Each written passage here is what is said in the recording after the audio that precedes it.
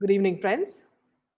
We're back with Sanjat and with Jaydev as a part of what they spoke about yesterday. And since it was so interesting, we decided to, have another extension to it. So this is part two of it. So welcome, Sanjat and Jaydev, back to back to the show. Good evening, Meena ma'am. Thank you so much, and very good to be back with you again. And naturally, Jagger is a natural host. I enjoyed the session. You and me both missed you a lot. Yeah, thank you, Yeah, Sanjat. yeah, yeah. Good evening to you, Sanjat, and all the viewers. And just a note for the viewers that part one of the topic is in the description below, and you can watch that. And also, we have many similar topics which is not discussed in mainstream TV, which is called Taboo Topics. In the playlist section of Candid Meena, you can see that. You can check that out. We have covered from adrenochrome, we have covered HARP, we have covered Illuminati, we have covered some things like aliens, and all those topics which you won't find in the mainstream television. So yeah, that's about that. Yes. Yeah. So back to the topic, friends. Just wanted to tell you as a continuation of yesterday's session. I want to tell you about a small incident that a writer spoke about, Catherine Hewlick. She spoke about a shadowy figure which rushed through the door. It had a skeletal body surrounded by a white, blurry aura. Recalls Dom. The figure hovered and didn't seem to have a face. Perhaps, Jaydev, you could just mute your Yeah, music. sure. Yeah. Dom, who prefers to use only his first name, had been fast asleep, just 15 at that time. He panicked and he closed his eyes. I only saw it for a second, he recalls. Now, he's a young adult who lives in the UK, but he still remembers the experience vividly. Was the figure a ghost? In the mythology of US and many other Western cultures, a ghost or a spirit is a dead person who interacts with the living world. In stories, a ghost may whisper or groan, cause things to move or fall. As we saw yesterday in Sanjat's presentation, there were many weird things happening, and it even appears as a shadowy, blurry, or see-through figure. Not only are ghosts supposed to be able to do things that science says are impossible, such as turn invisible or pass through walls, but also scientists say that they found zero evidence to it. But many of us have experienced a lot of these incidents in our life. And interestingly, in yesterday's session, Sanjit and Jaydev, shared it with a lot of you viewers, and you had many interesting experiences to speak about, isn't it, Sanjat? Yes, ma'am. It was very, very interesting, and our viewers are so knowledgeable and so articulate. They could narrate their own experiences or experience of their own relatives, which was very, very exciting.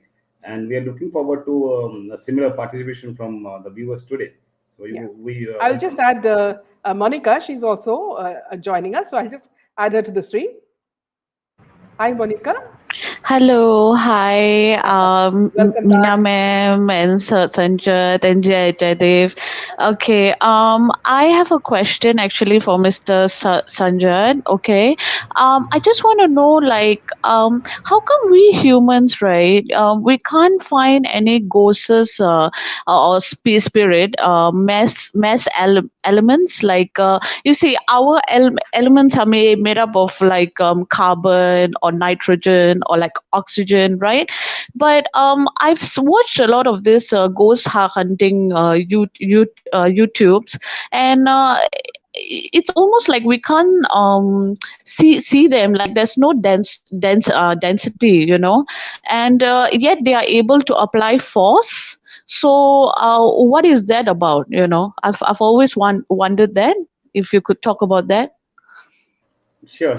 We'll talk about Yeah, that. yeah. And I have a theory why it most of the cases the ghosts are Hmm. blurry or are not visible to us. So we'll talk about Okay. that also. So we'll come to that. So in case Meena ma'am or Jadhav have something, we can share Yeah. that, or else we Okay. have two Before that, videos which yeah. I'll just speak about an experience. Okay. Which happened to me. When I Yeah. was shooting for a film in Kerala. So this is more related with the with deities or the divine. Okay. So let me tell Right. you about that. So when we were shooting a film in Kerala, in an old Kerala house. See, in Kerala Brahmin houses, that is, it's called a Nambudri Karawad. It's huge. It has around 8 quadrants, and there is a pond in the house, and all it was like an extended family that lived there, around 30 to 40 people. And here they had a family deity, which is, we would say, Parvati or Kali Devi or just Devi. So in this temple, the habit was that at 7:30, between 7:30 and 8 p.m., all the inhabitants had to remain inside their rooms, as the Devi would be emerging from her temple, and she would walk around and go outside for a round and then return by 8 o'clock.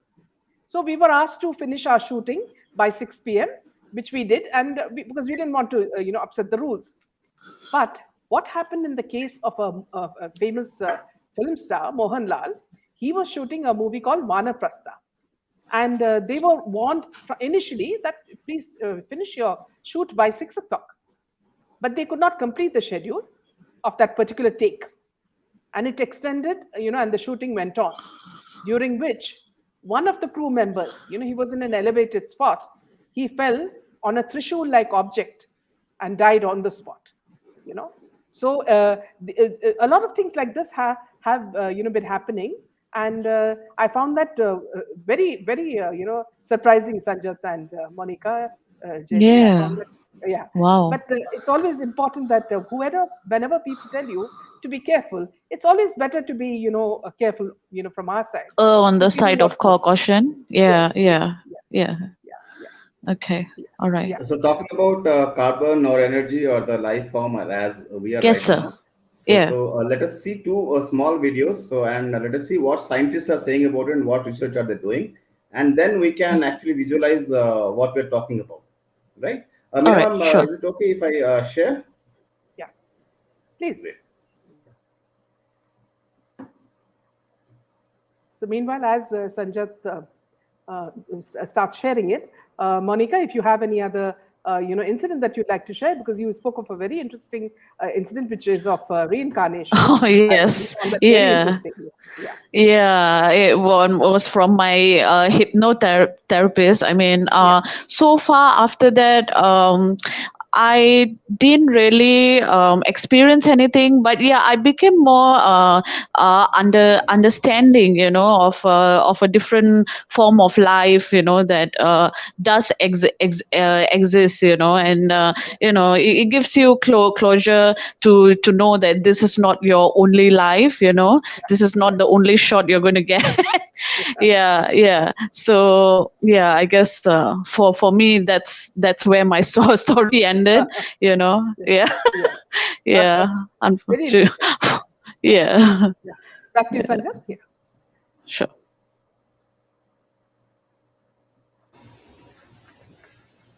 All right, we'll be careful on the electrodes now. At the Monroe Institute in Virginia, There. Carol Sabik is preparing for a flight beyond her body. Need to hook these wires up to the amplifier here.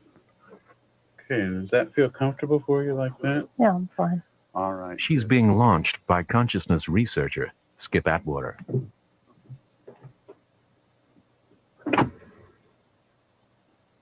Okay, Carol, if you're ready now, I'm going to turn the lights out. And we're ready to begin.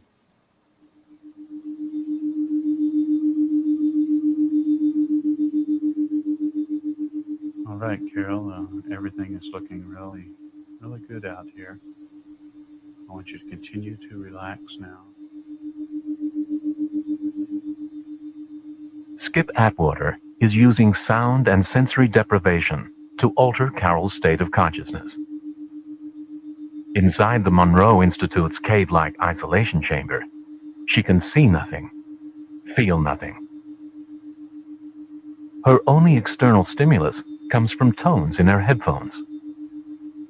And that sound is doing something remarkable. The tones in Carol's ears are slightly out of phase, but they can't be equalized by turning her head.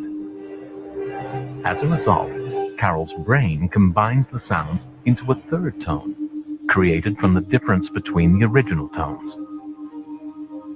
This phenomenon is called binaural beating, and it's modifying Carol's brainwaves. Our state of consciousness is linked to brainwave activity, which can be measured by electroencephalograph or EEG. Carol's EEG shows strong activity below 7 cycles per second, known as theta and delta waves. These frequencies are usually associated with dreams and sleep, but Atwater says Carol's state is better described as body asleep, mind awake. All those bright colors tell us we're getting lots of delta brain waves going on as she moves into her out-of-body experience. The state of allowing your mind to travel away from your body, or that has been characterized by some as an out-of-body experience of this consciousness movement, is one that's characterized by this slow wave delta. So using the word sleep isn't really appropriate in this case, because our minds are not asleep. Our minds are open and awake to experience.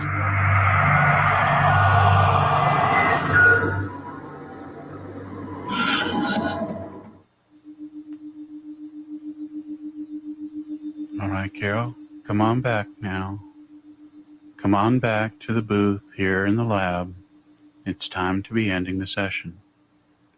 You've been gone quite a while now. Come on back. That's better. I can see that you're back now. Very good.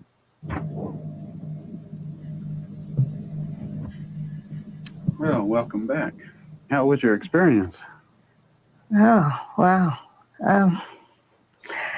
I started out from here, sort of floating up through the roof of this, through the ceiling, and I went up, out through the building, and I was looking at the building from up above. And then it was like I flew over the whole scenery here up to like a cabin that's up on the hill, and I was looking at the cabin from the outside. And then from there, I was out in this space that all of a sudden I felt this being come close to me and couldn't really see it. I could just sort of feel this energy. There is information elsewhere. There is information beyond the limitations of the physical body, beyond the limitations of our 5 physical senses. And it is our mind that gives us access to those things. It is our very own thoughts. It is the essence of us, the soul of us, that allows us to know these things.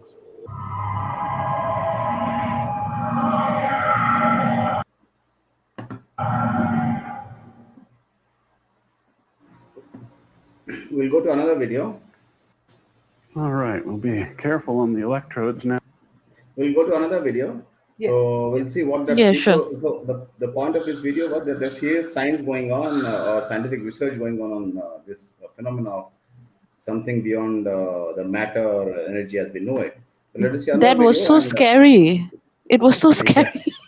I was like, oh my God, I feel like it's happening to me, you know. Many dogs, cats, and other animals pick up their owners' intentions. They seem to be telepathic with their owners. One of the ways in which dogs show this behavior is knowing when their owners are coming home. About 50% of dog owners have found that the dog goes and waits at a door or a window before the person gets home.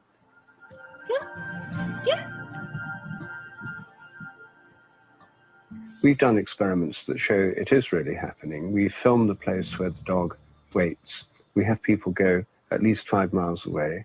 We have them come home at random times. They travel by taxi to avoid familiar car sounds. And the dogs still know. They start waiting when the person decides to go home. So they're responding to the person's intention, and therefore it seems to be a telepathic phenomenon. It's what's going on in the person's mind, not noises or physical clues or anything like that, that's telling the dog when they're coming.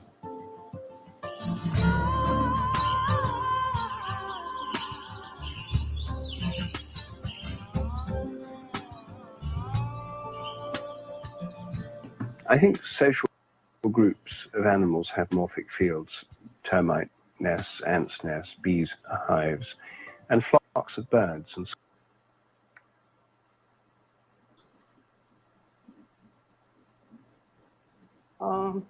Sanjat, did that get interrupted?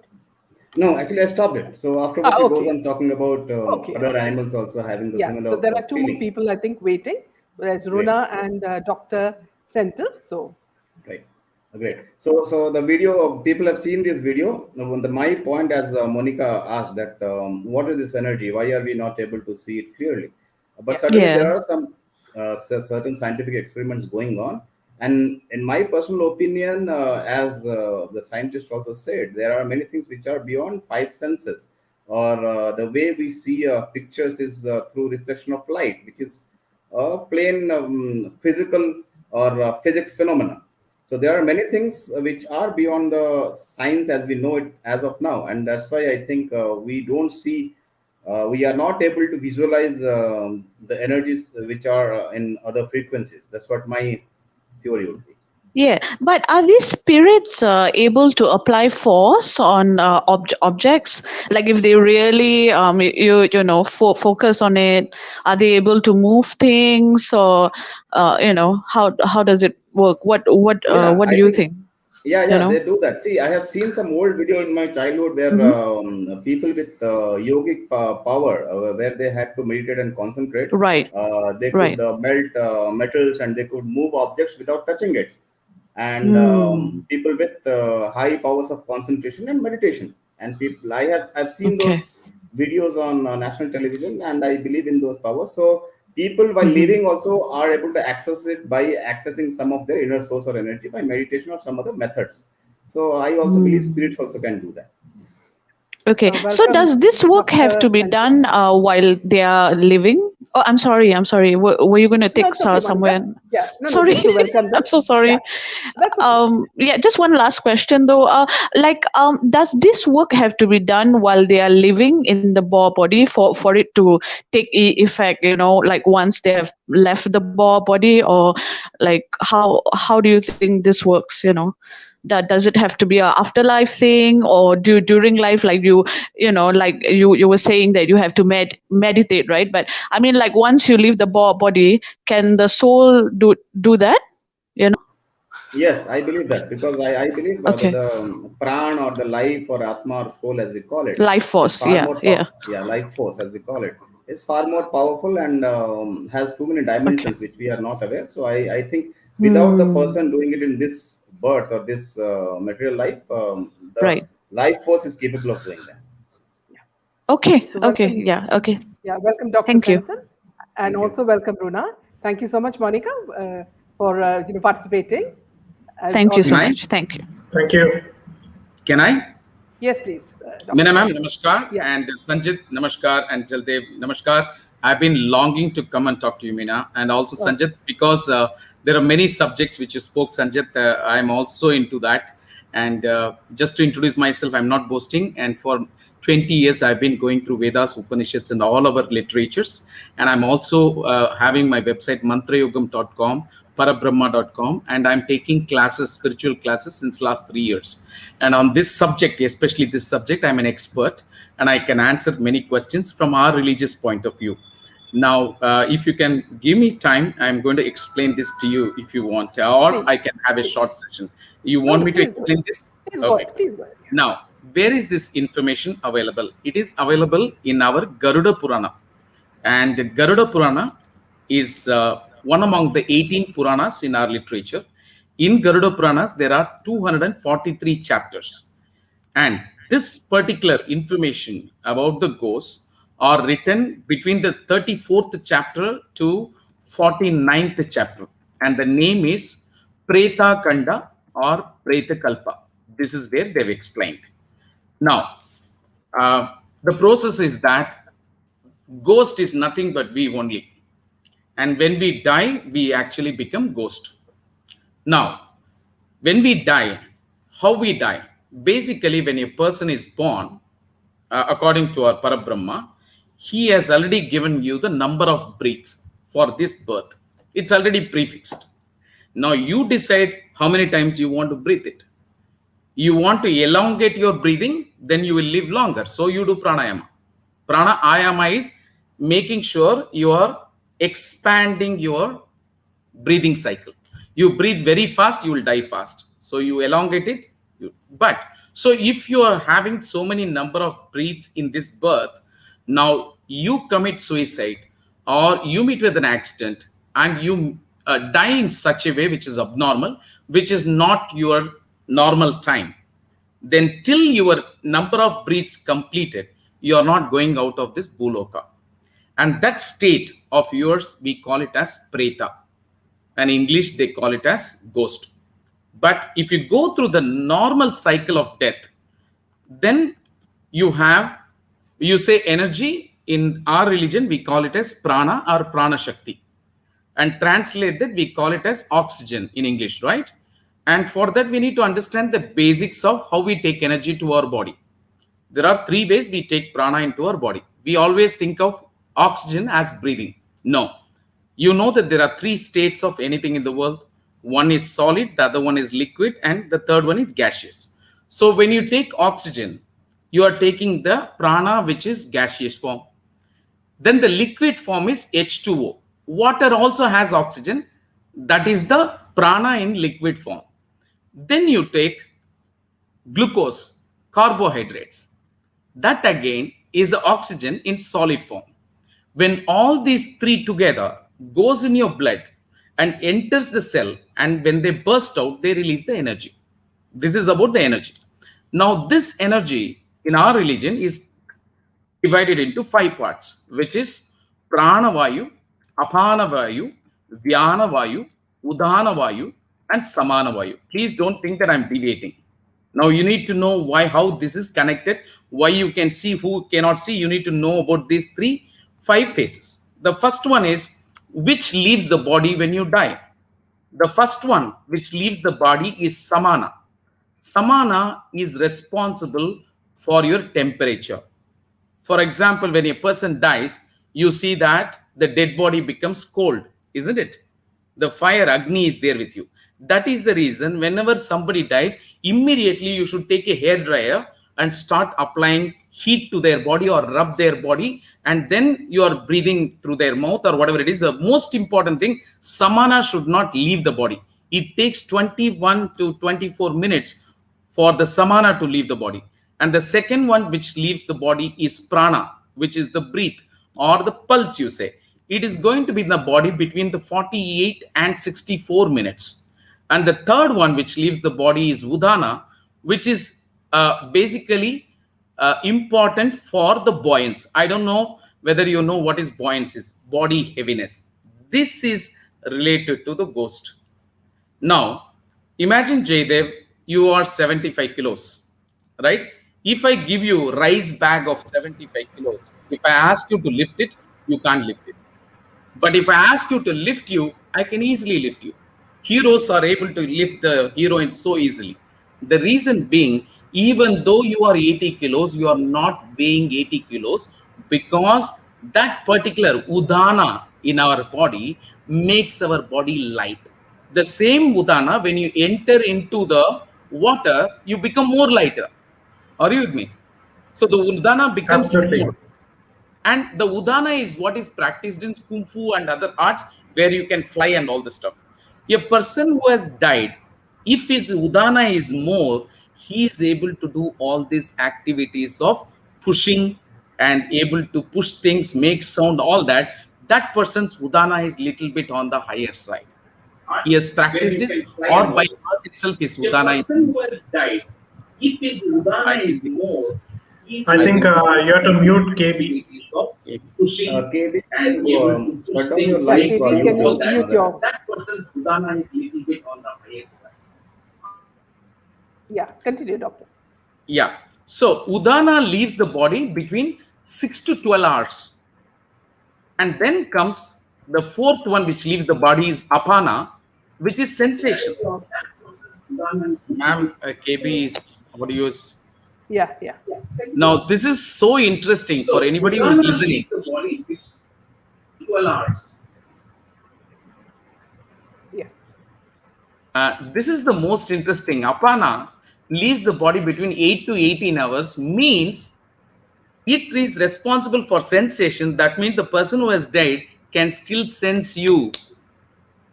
If you have a dead body, you go and touch, you go and cry, and you go and talk to them, they are able to have all the sensation, and that is handled by apana. And the last one which leaves the body is vyana, which is 11 to 14 days it takes, and that is the one which preserves the body. After that, the body becomes rotten. Now, coming back to the subject. Now, when a person dies, you have three shariras. One is called Stula Sharira, which is the physical body. The second one we call it as Sukshma Sharira. The last one we call it as Karana Sharira. The Karana Sharira is causal body, which is responsible for awakened state, dream state, and deep sleep state. So it is called causal. We'll not talk about that. Now, there are two bodies. Physical bodies are made out of Panchabhutas, and the spiritual body or subtle body we call it, or Sukshma Sharira we call it, that is made out of Pancha Pranas. Now, when you die, the physical body is what goes away, but the subtle body is still remaining with you. That is not getting lost. Now, that I told you, it is made out of Pancha Pranas. That is why in temples they say Om Pranaya Swaha, Om Apanaya Swaha, Om Vyanaya Swaha, Om Udanaya Swaha, Om Samanaya Swaha. So that 5 Pancha Pranas. Similarly, that is also responsible for 5 objects in our body, in the subtle body, which is Manas, Buddhi, Chit, they say Ahankar, and Jnana. Now, Manas is something which is always confused in English. People say mind we say here, and in our case we say Manas is here, right? But if you see translation of Manas, they say Manas is mind. There is two things. Manas is here and Buddhi is here. Buddhi is translated to intellect and Manas is translated into mind. So mind is listening means here. This is the seat of emotion. So that is why when you sit for any learning, they ask you not to cross your hands. So open your hands. That means your Manas is open to listening to the information. And that is seat of emotion. And that adds, and then from there it goes to the intellect, and that is Buddhi. And Buddhi is cross-checking with the Chitta, which is the memory, which gives the information like playing cards. It always gives 5 information. And using that, the Ahankar, which sits throughout the body, executes your action. Now, I'm still coming on to the same subject. The action is done by Ahankar. Now, if somebody's Ahankar is very strong, even after his death, he is able to execute that Ahankar, because that is the one which makes the hand move, leg move, or even talking, hearing, all of that is done by this Ahankar. And Jnana is, again, we are talking about Kundalini and 7 chakras, 72,000 nadis, how the energy goes. That's a different subject altogether. Now, coming back to Preta. Now, a person who has died, right? Will he be harmful, or you should be scared of him or not, is the question. Now, imagine Meenaji, you, me, Sajit, Jaldev, if we die, actually we'll be doing some constructive works. We'll be going to some religious places. We'll go on a world trip. And till we die, we have enough time, right? Ranjit, Sajit, we can move so fast. We will go and see 7 wonders of the world. And we will go to our old school. And we will do things constructively. We'll go to library and read books also. Correct or not? Yeah. Yes, I have a question regarding that. Once you finish, I will have a question. I will ask that. Sure. And same way, in our Manushya itself, there is devil and God within us. There are a lot of bad people who are trolling in places, and you see people are frustrated, people are angry, people are bad people. Now, for some reason, this person who is not that matured, he dies very badly. Now, like the way even before his death, how bad he was, he will also be bad even after death. But however, for him to do any of the physical activities without the Stula Sharira, it is difficult. Only those whose Vairagya is, he is very upset on something. He wanted something. For example, he is being killed. He wanted to convey this to somebody. He wanted to tell somebody. Then they do these actions. But there are some places where mass murders happen. people, 20,000 people killed in some jail. And I had been to South Carolina, where there is a place where a mass murder happened. Even today, you go there, you feel. And in fact, I took a camera, I took pictures. In one of the picture which I took, there was a ghost. We saw it in the picture. I showed it to them, and I sent it to them also. Like this, I have also had a lot of personal experiences, but I've talked and spoken too much. So let people ask question, I will answer. Yes, Sanjay? Senthil sir, I have a question regarding this traveling. What is the difference in time in terms of our Matyalok here that we are talking about the physical plane here and the plane where Atma resides? Is there a difference in time? Can they go forward, backward, or is there a difference? Yeah. So if you look at it, our religion uh, in Garuda Purana and Vishnu Purana, and also in Bhagavata Purana, it is mentioned that we have 7 lokas above and 7 lokas below, and we are on the 8th loka. So we are in Bhuloka, and the next one is Bhuarloka.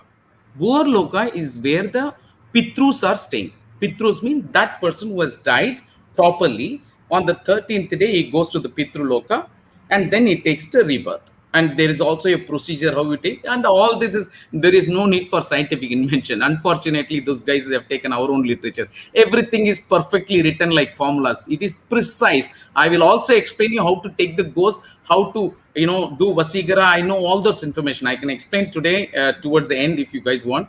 I also have a seminar in half an hour. Anyhow, coming back to your question.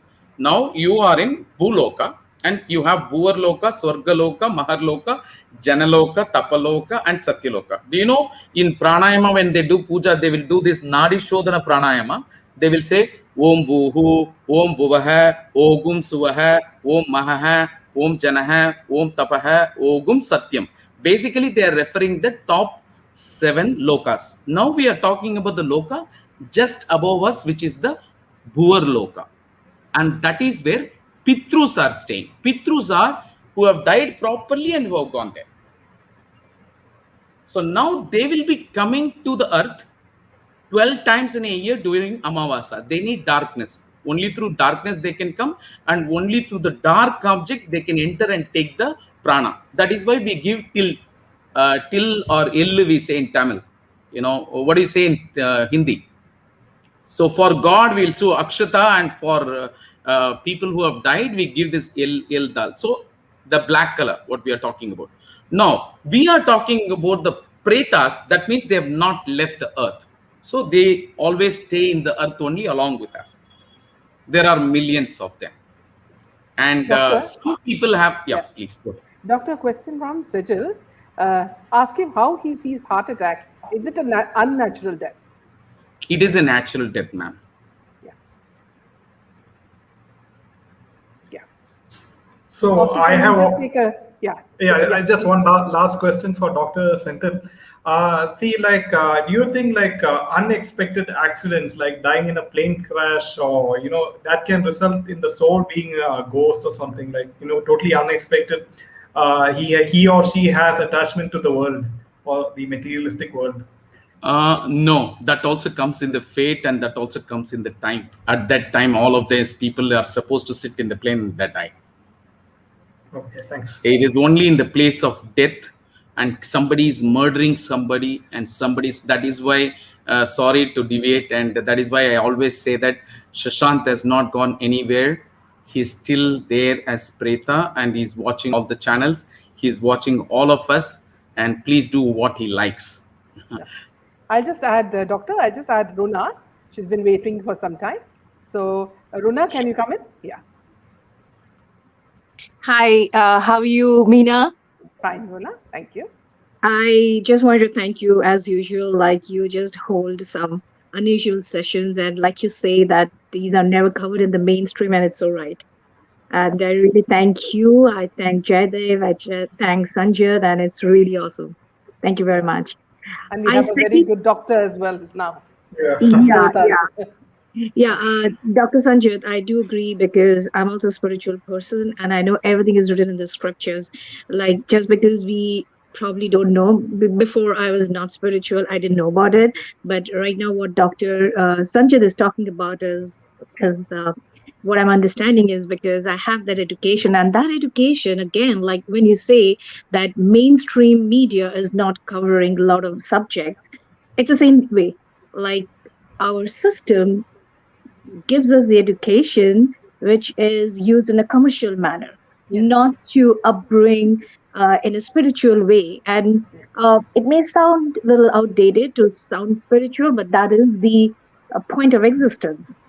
The spirit, that is the soul,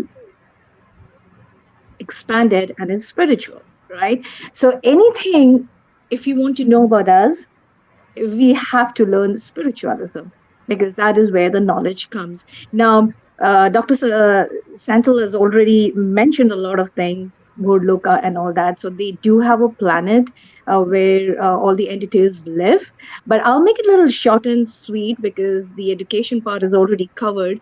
What I wanted to say is uh, to all the viewers, don't get scared. Don't get scared of these entities. You just have to accept the existence of it. Like, for example, I'm a species who's human. There could be a cat, there could be a rat, there could be a like, for example, Corona. We don't know, but that exists. So this is something like that. So we need not get scared of it. We need to accept it. The moment we have that ability of accepting it, the fear element just goes away, Absolutely. right? And the other thing, there are so many examples that I have in my personal life that has driven me to kind of believe in it and accept it. Do tell So us. Do tell us one of your experiences. okay, uh, the first thing was my father. Like, I loved my father to death. Wonderful relationship of a daughter and father, but I lost my father at a very early age, and I was traumatized. Like, my mother, who loved me so much, didn't mean anything to me because I was just always missing my father. And every day I would talk to him. And obviously, I mean, that point of time, I was like 13 years old. Nobody would tell me what to do, what not to do in terms of all these kind of knowledge, right? Yeah.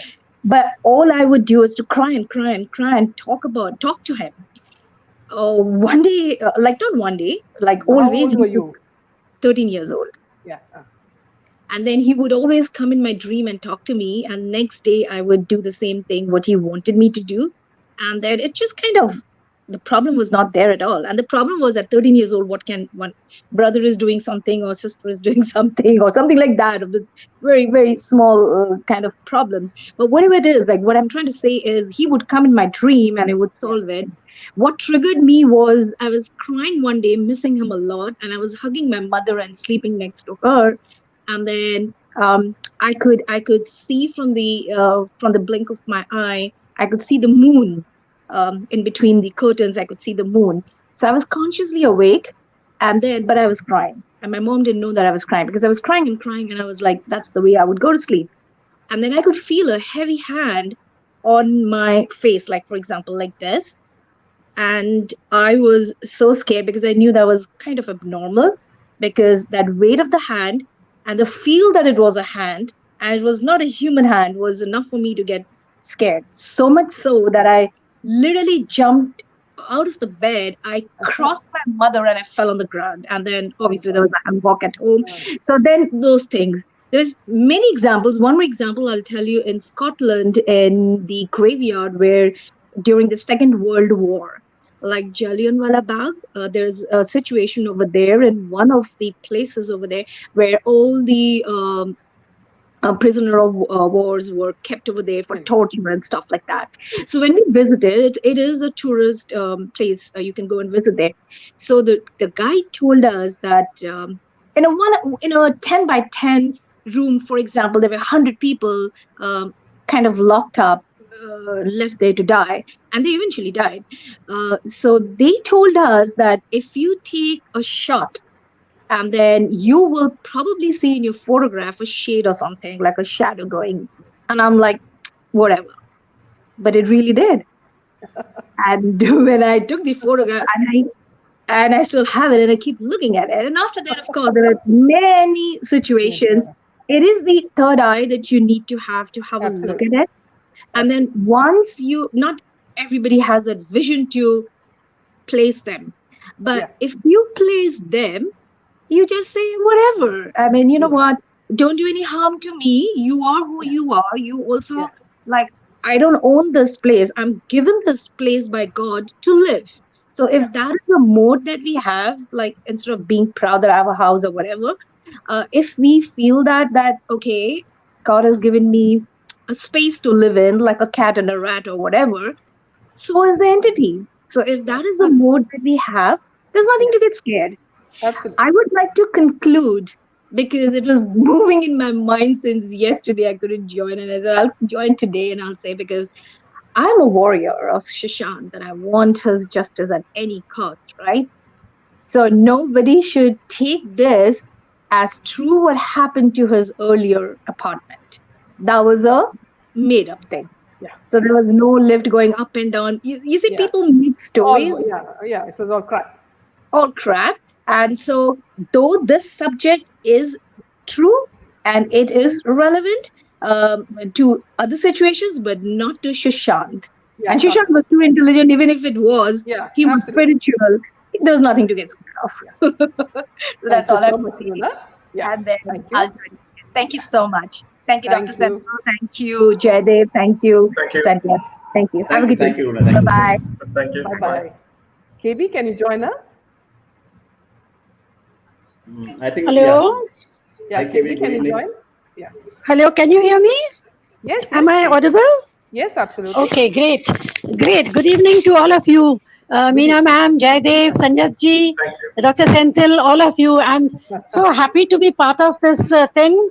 And thank I'm you. so grateful you took up this topic. Yeah. Because this topic has been one I wanted you to come with. Absolutely. And yesterday's show was excellent, one of the exceptional ones. Yeah. Thanks to And Sanjat and Jaydev. yes, yeah. And I must commend Jaydev. He's doing an excellent job when you are a little unwell. So I must commend him on that. Thank you, KB. Yeah, right. Yeah. Now coming to this spirits thing, since you already, a lot of people have taken up a mind, I'll come straight to the point and share my experiences. I have had quite a few experiences with spirits, and as earlier panelist told, that people think that we are wonky. They say, "Oh, you're hallucinating." But I know it's there is a spirit. I mean, there are spirits. I'll share one experience. I was in a crowded room, and I was leaving that room in a hurry, and I tripped on the, at the entrance there's the chalk hut. Yes. So I tripped on the chalk hut, and my body was at 30 degrees to the floor. I knew I was going to fall. Yeah. And it was as if some unknown person pulled me back. Just like a spring, my body went back. Nobody touched me. But I could feel as if some force is pushing me back and making me erect and making me stand. Oh, that's great. So if I had fallen, I would have fractured my bones for sure. So I think there was a friendly spirit that saved me. What does Dr. Senthil say about that? Yes, If ma'am. doctor can say, yeah. There are few things we have to be cautious about. Please remember, when these spirit come, they come and check on our ankle backside. That is where they come and smell, and which can give the pulse to them. And they can only do all this when somebody is scared, when their pulse rate is very high. And not only that, that is why you see that in our culture, when you are coming from outside, many ghosts are there outside, pretas are outside.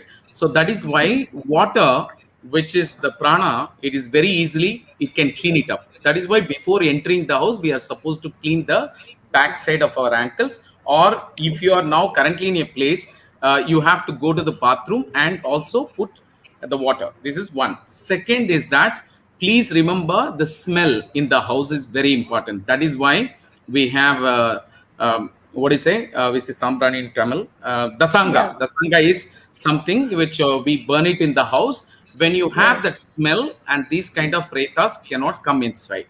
And so first is that you have to be strong. Second is that even if it is your father or grandfather, anybody who is close to you has died, you have to, over a period of time, emotionally distance yourself from them. And third is that somebody asked me, where does our life force stays? Basically, it is Mooladhara. And whenever you are sleeping in the night, please don't open your legs and sleep. That is where this preta will try to enter your body. That is why No, elders always doctor, used I to... wanted, Ma'am, sorry can for I complete? interruption. I Can I wanted to complete? understand. Oh, okay. Yeah, because there is a lady who insisted that I have to answer this. That's why I'm asking. So basically, Okay. Kundalini is the base section of our body between the anus and the urinal portion. That is exactly our Kundalini is there. That is called coccyx, and that is our entry point. And that is the reason you will see that when somebody has died, immediately they will tie the thumb of the foot. Immediately Foot, they will tie it. yes. They don't want to open it because the preta will try to keep on entering the body. So when you are sleeping in the night, please don't open your legs and sleep. And especially girls, beautiful girls, and especially those who are emotionally weak, that is why they have to always sideways they have to sleep or cross their leg and sleep. And this is one caution we have to do. And if you have some fear in the house, please have some good smell, the sangam or some oud or sandalwood smell in the house. And also make sure there is no spider web in the bathroom, and there are black fungus in the bathroom. These are all the indication that preta might be trying to come and stay in your house. Thank you, I'll JB. share with you. Yeah, I'll yeah, share with can we- you that yeah. I had one more experience where please. there was when I was sleeping in the middle of the night, I would feel as if somebody is restraining me, as if there is somebody is trying to forcibly maybe hold my hands and feet. I used to have that feeling about maybe 15, 20 years back. And just like what Dr. Senthil said, somebody advised me to give dhoop morning and evening, incense. Yeah. So nowadays, I believe Jaydev, you also had an experience some time back, isn't it? I was. Why don't you share? Yeah. See, I was sort of sleeping, and I was particularly depressed about a certain thing in my life, and then I was just laying down, and then I suddenly felt some sort of force catching me like this, firmly. Yes. And yes. saying it's all right, like. Yes. And I just got up, and I was like. Because I'm very skeptical about things like these things, but really, it was, What is that, Dr. Senthil, if you could explain? See, ma'am, okay, none of us should get scared, right? Please, this is simple thing. See, for example, tomorrow I die, and that is the reason Hindus burn the body. I'm going to teach you guys how this mantravadis, using the Tantra Yoga, they are able to take the ghost out of the body. Shall I explain that now? Yes, do you have time? Please. Okay. Guys, don't get scared. See, you have the graveyard. The guy who takes care of the graveyard will always come and ask you when you take the body, how did the person die? Because he's always connected to this mantravadis. So what they do is, on the day you bury the body, they come and again dig the body and take the body out at midnight, 12 o'clock, and they will put the beetle leaves. No, but that is only not in the case of Hindus, right? Any case, ma'am, this is black magic I'm talking about. Oh, okay. Right? They will put the beetle leaf or some other material, black material, on this forehead of that person. And they will keep the kajal or anything which is black. Kajal is black, or black powder or anything like that. They will keep it on top of it. Again, they cover it up, and they will keep the body inside back into the burial. And they will keep it for the 2 amavasa. That is 2 amavasa means, it will take 2 months. And by that time, that powder which is here can have the strongness. That means through that you can control that spirit.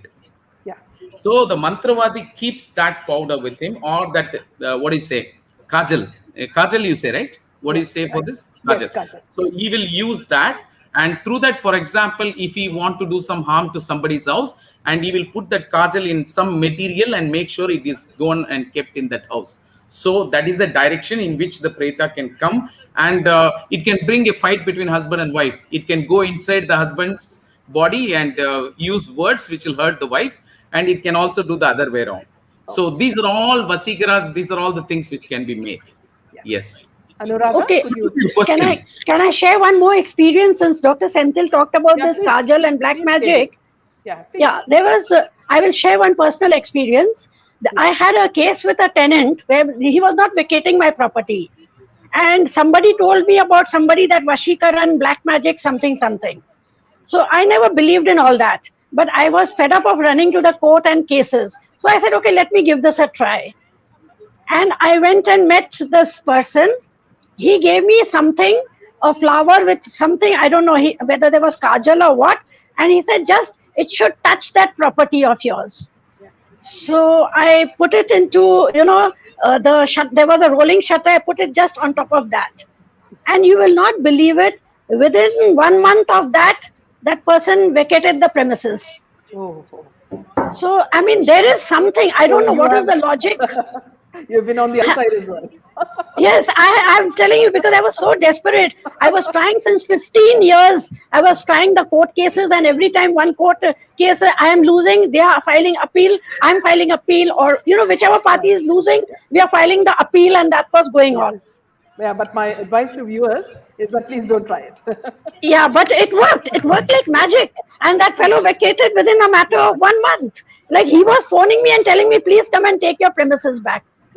It was, I mean, a miracle, I will say. Yeah. In a negative way, maybe, but I don't know. Maybe But I have experienced it. Yeah, please let's have Thank the you so other much, viewers. Anuradha, Thank you can so join? much. Thank you. Keep up the good work, Meena. Thank I you so really much. appreciate everything. Thank you so much. Thank you. Right. Bye. Bye to all of you.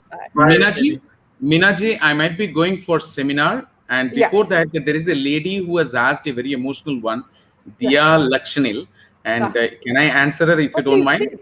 Please do. Okay, her question was, I lost my spouse and the person I love the most, and she's also not happy. He's also not happy. They're going through that, and I have a personal suggestion, ma'am. Please remember, you have the body, you have the food, you have everything here, but the person who has died, he doesn't have his body, and he has to be in preta loka, and he has to mingle with people, and he has to come back to his norms of life.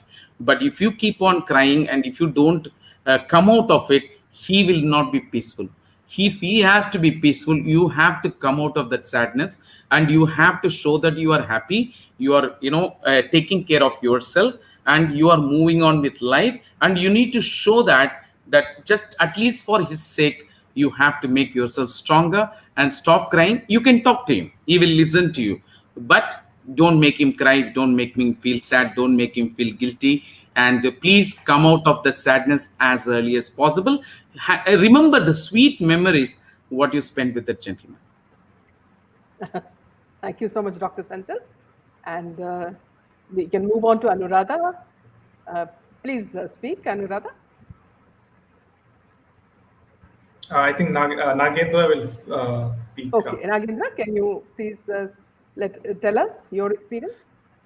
Yeah, what I am not so knowledgeable as Dr. Senthil, but what I would like to say is that it's all about a mind.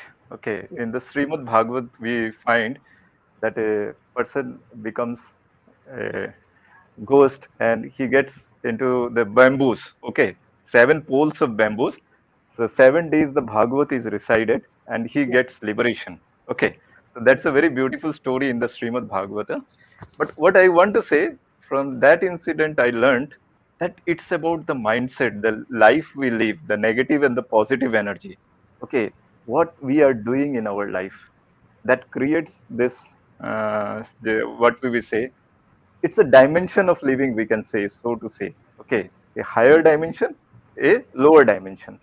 The lower energies get converted into this, the higher energies go somewhere else. Okay, like Sushant, it's a beautiful energy spread among all of us. He's like inspiring all of us. So that's also an energy field. And there are certain fields like somebody did, to cite an incident, somebody murdered a lot of people. That energy will be a totally devilish energy, and energies don't die. As it is says, energy is neither created nor destroyed. Okay, so in the yoga we say there are 5 shariras. Okay, annamay, pranamay, vijnanamay, okay, anandamay, and there is, I think, what, annamay, manomay. Sorry, manomay sharir. Okay, the mind is very I can't hear Dr. Senthil. Doctor, He's you're mute, I mute. think. Yeah. Mute. Koshas are different and shariras are different. Annamaya kosha, pranamaya kosha, manomaya kosha, that you are kosha, telling. And pancha kosha, koshas and shariras are different. You are talking about the sthula shariras, the Panchakoshas. annamaya. Yeah, Panchakoshas, Yes. yes. So this Panchakoshas, especially the mind, doesn't die easily because the thought remains. Even after we die, the thought process we carried remains, especially of the higher saints.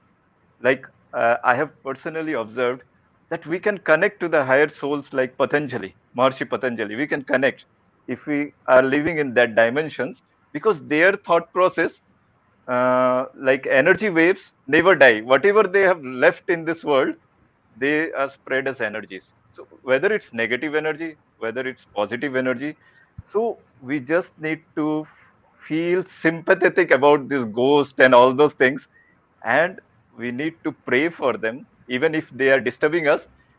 Don't be disturbed because they are on a lower dimension asking us freedom.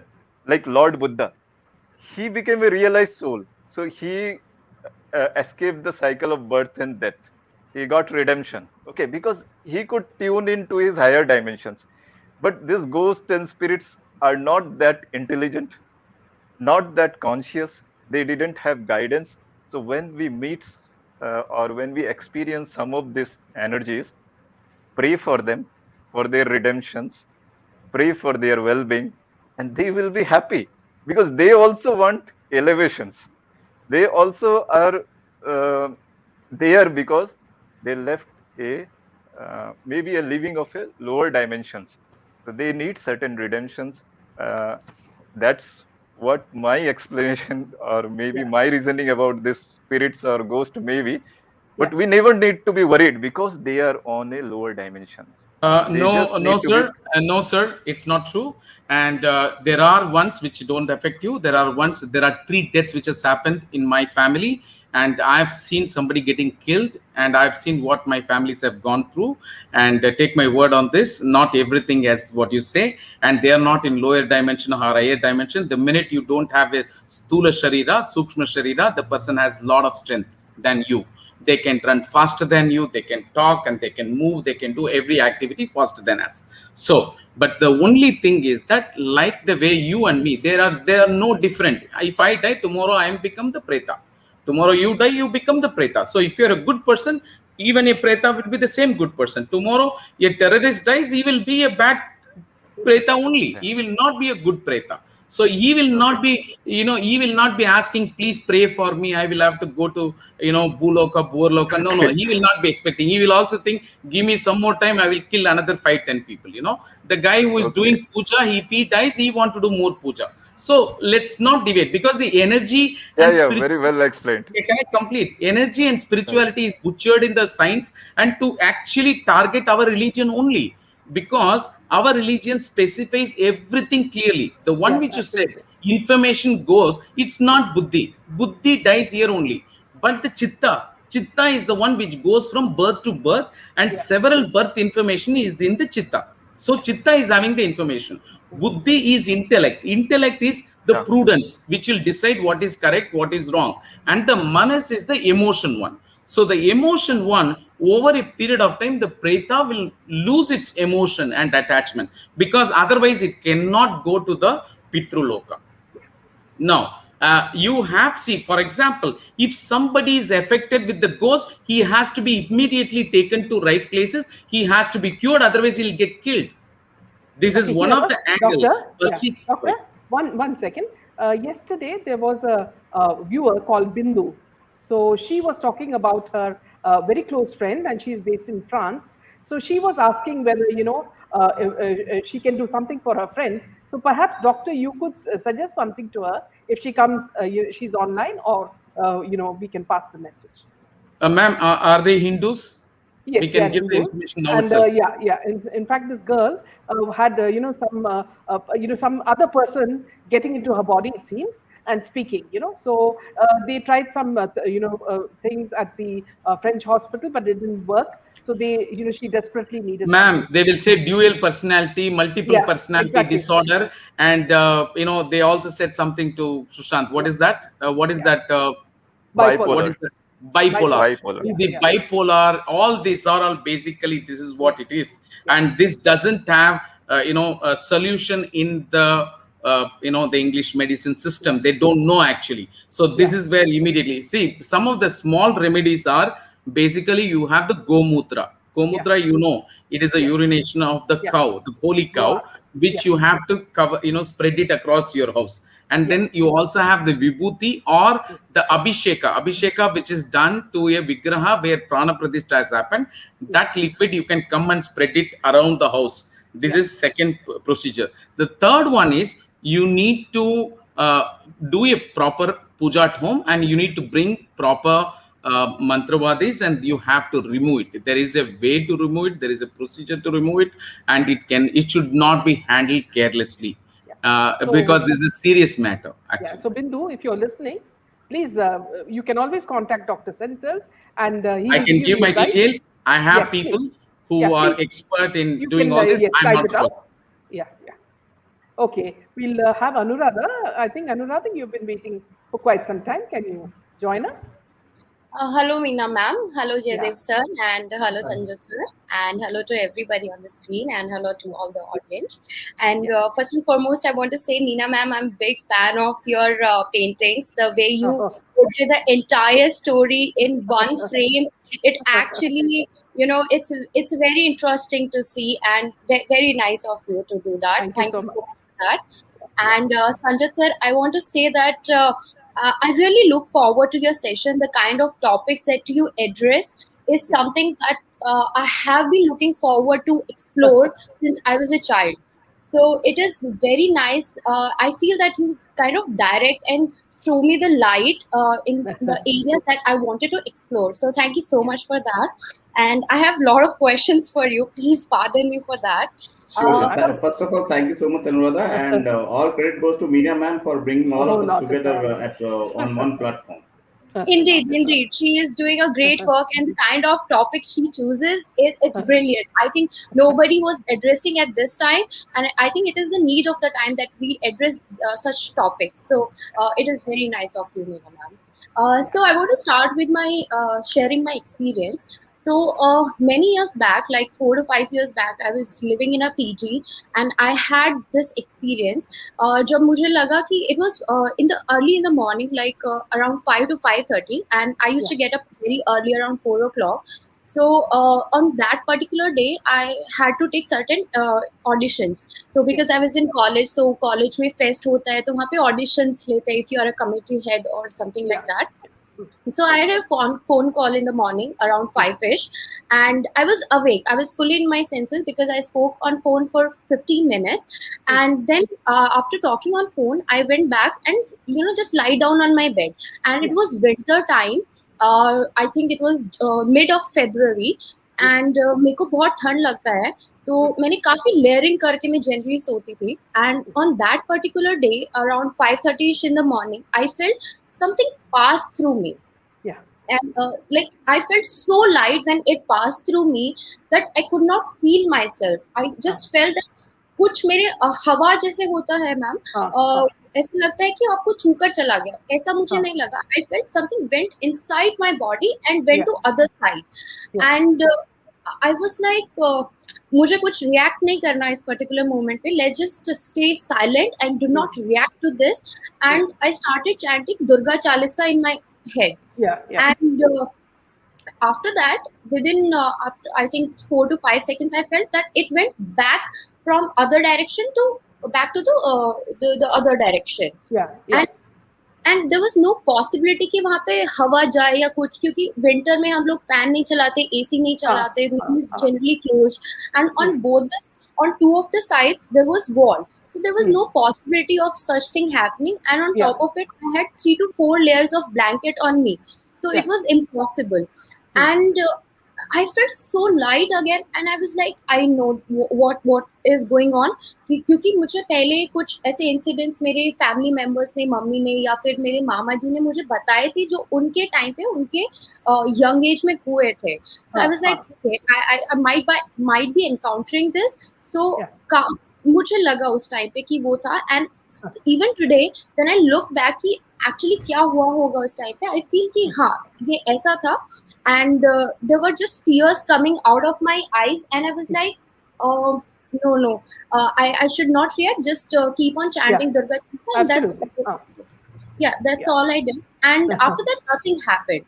And after few months I changed that place because I felt there is something fishy with that place, because dogs used to bark at night, and there was something going on. So and few other people living in that beach also felt this similar kind of incident. So I left the place, and when I shifted to another place, I felt like somebody was dragging me, or there's something happening at night in dreams. So I explored this dream paralysis kind of thing and everything, because doctors say these kind of things do happen.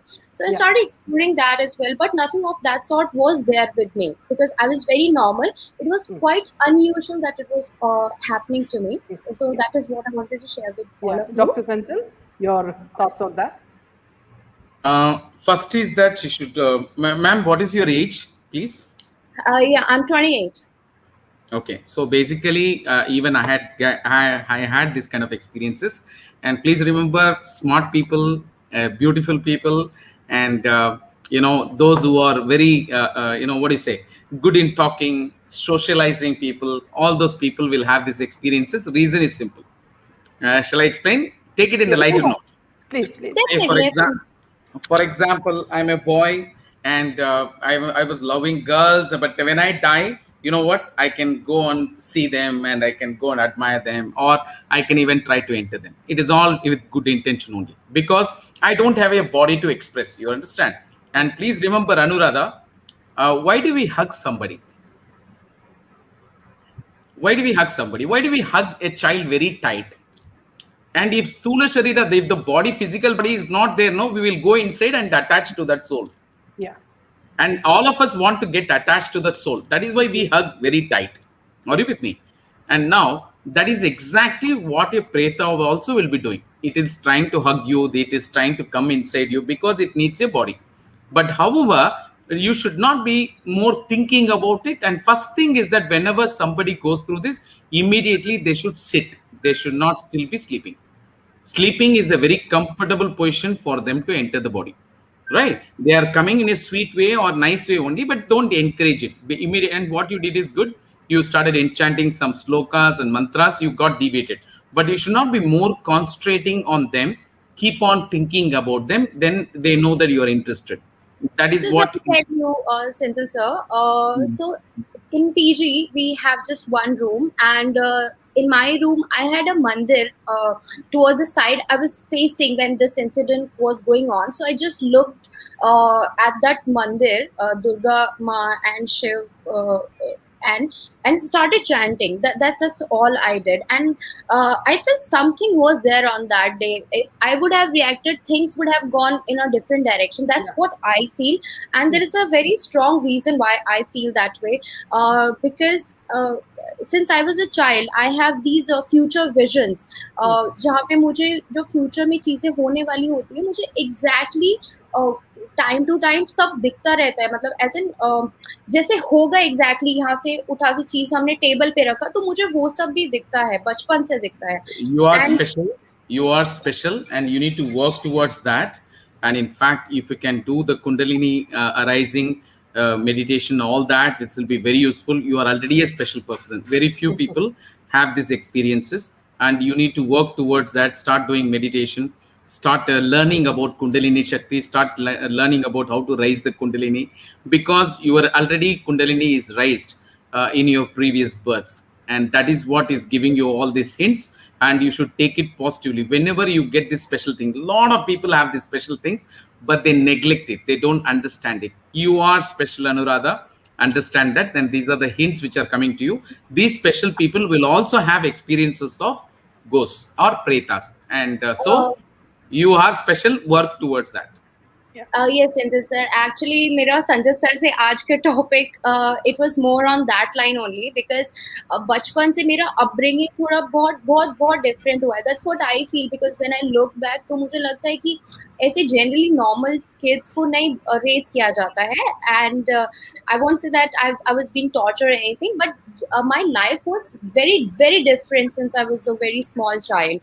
So वहाँ से मेरा journey शुरू हुआ and I was a child. I was living with my mother and I started realizing कि ये life में ऐसा क्यों है, ऐसा क्यों नहीं है. तो तब से वो thoughts without having internet or television I started developing on my own. So जब मैं स्कूल भी नहीं जाना शुरू हुई थी तब से मैंने खुद को प्रोबेबली एक्सप्लोर करना शुरू किया था. And one interesting thing is मैंने खुद का नाम खुद ही दिया है. That's very weird of me though. And I was just 1.5 years old at that time. And I have a question for Sanjat sir. जब भी आपके सेशंस होते हैं तो मैं कमेंट करके पूछती हूँ, but I want to know from you now कि एस्ट्रल प्लेन्स होते हैं या टेलीपैथी होती है, लॉ ऑफ अट्रैक्शन होता है जिसमें पावर ऑफ बिलीफ बहुत ज़्यादा काम करता है. When we think of when we think at certain frequencies and with certain emotions and we relate our emotions and belief with it, so these things do happen. So I have had certain experiences where I felt that yes, I have traveled through astral planes and I had telepathy, things like that. So I want to know more about it because nothing is available on internet. I do research a lot, and because of which I'll tell you Sanjay sir, जब ये बचपन से हो रहा था मेरे साथ में तो मैंने क्या किया, अब उन चीज़ों को लिखना शुरू किया. So from there I started this habit of writing and exploring this. And जब मैं थोड़ा कॉलेज में पहुंची तब I thought that nobody is talking about it.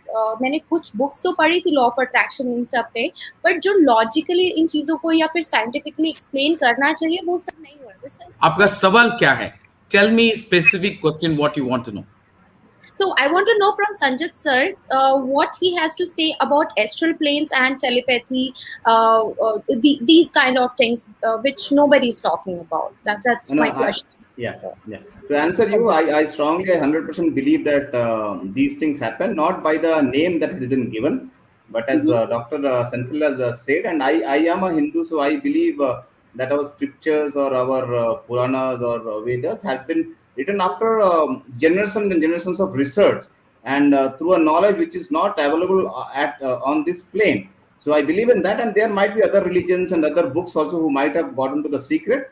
In one sentence, in my view, the things that you mention really happen. The names might be misleading or leading to something else, but the phenomena which you are talking are real and are going to stay, and they are timeless. They are actually like natures of law.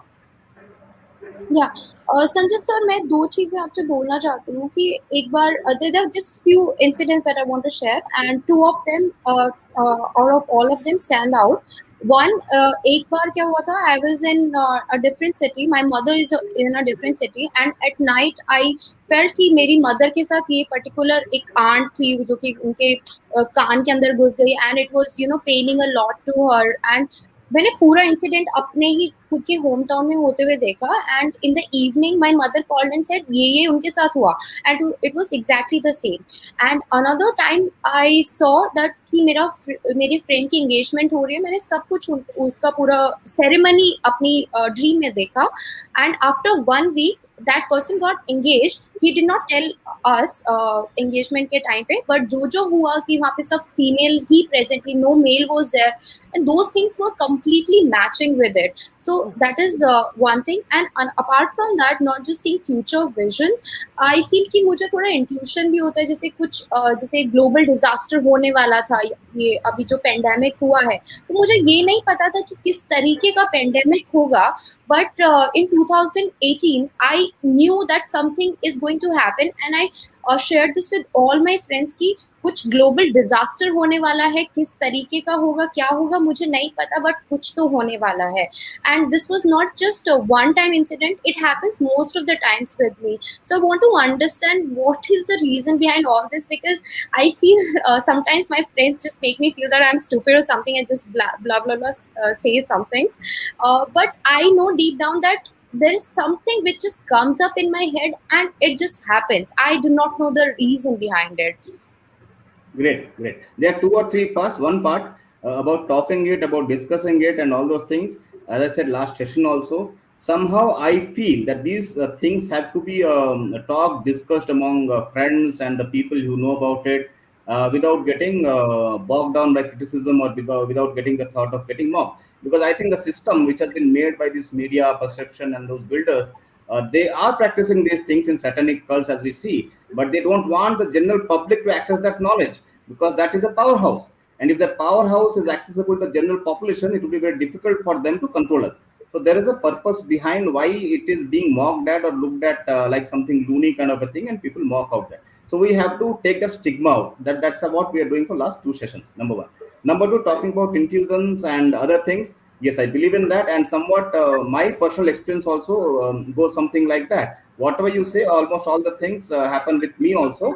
Although I don't express it that well, but to others about those things. But I am pretty sure those things that happen. Those things happen, and why it happens, Dr. Senthil has explained it, because of in our past life or purva janma, the kundalini or the energies that we harnessed, somehow we have that power inherent in our this birth also, and sometimes we don't realize and we ignore that, and we may lose it afterwards.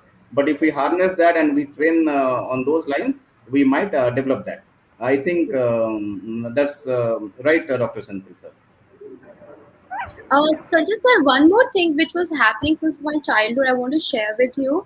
कि बचपन से जो मुझे dreams आते थे उसमें बहुत सारे स्नेक्स मुझे दिखाई देते थे, एंड व्हेन आई सी बहुत सारे, I mean thousands of snakes I would see on a ground, and I am probably in the middle of that bunch of the snakes, and कोई मुझे उन स्नेक्स से कभी डर नहीं लगा, ना कि उन स्नेक्स ने कभी मुझे हार्म किया, एंड ऐसा मुझे परसिस्टेंटली कंसिस्टेंटली दिखता है अभी तक till this age, and I feel there is something that I'm not able to interpret from this dream. Yeah. So what do you have to say about that? Yeah, I would ask Dr. Senthil to can I yeah, suggest?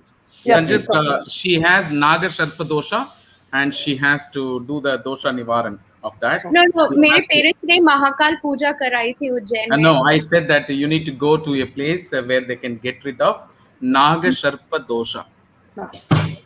But I'm not scared of snakes, and they've never harmed. I feel It has friendly. nothing to do with that, ma'am. Whether you're scared or not scared, and snakes coming in your dreams, that too in plenty of numbers, that is Naga Sharpa dosha. And whether you are supposed to have a normal sleep, you are supposed to sleep well, and all this thought process. Yeah, Senthil sir, just one more thing I want to share.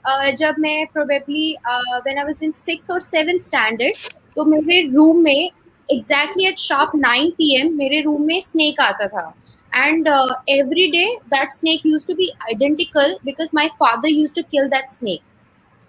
So वापस से same snake, and this thing happened for completely I think 7 to 8 days it happened. हर 7 से 8 दिन तक लगातार मेरे room में snake आता रहा at 9 p.m. and my father used to kill that snake, and again that snake used to pop up. It was a baby snake actually.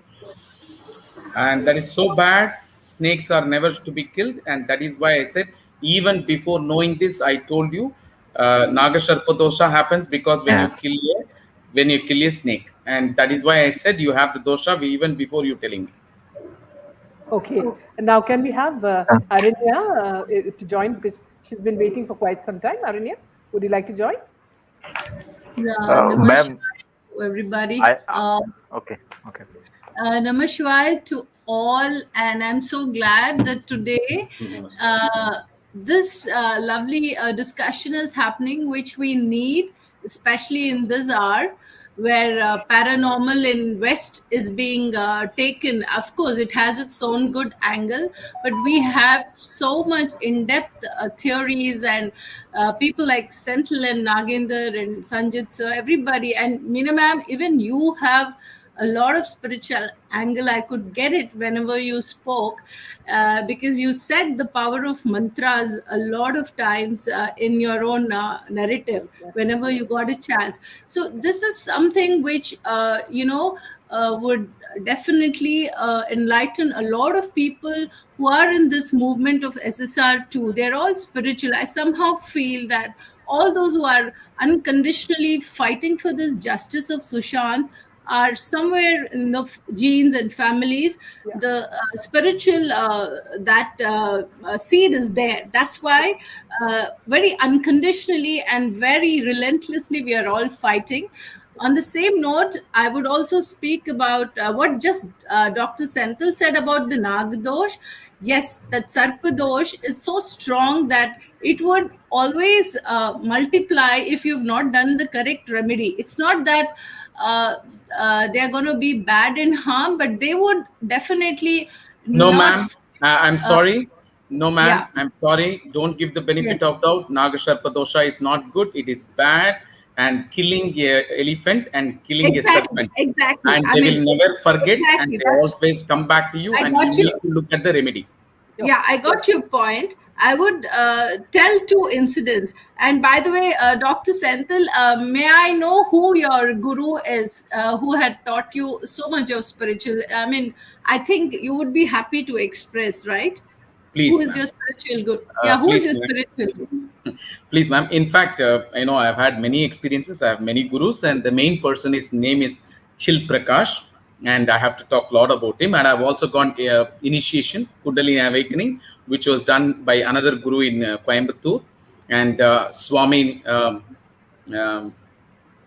There are a lot of them. That is a long session. I can tell in detail, but Chil Prakash is the person, and I can share his photograph. I can share his song, and he is a singer. He knows Carnatic music. He knows 16,008 songs, ragas, 72 Melakarta ragas. He knows Hindustani classic.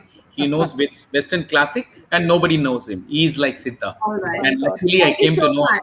Yes, we'll definitely, as Meena ma'am says, we'll do these sessions more. So likewise, each one of us have a spiritual guide or a guru, and gurus are like teachers, and like parents, we give our respects, especially on a Guru Purnami day. This is what our parents, our friends, everybody we give, because they're teachers in some way.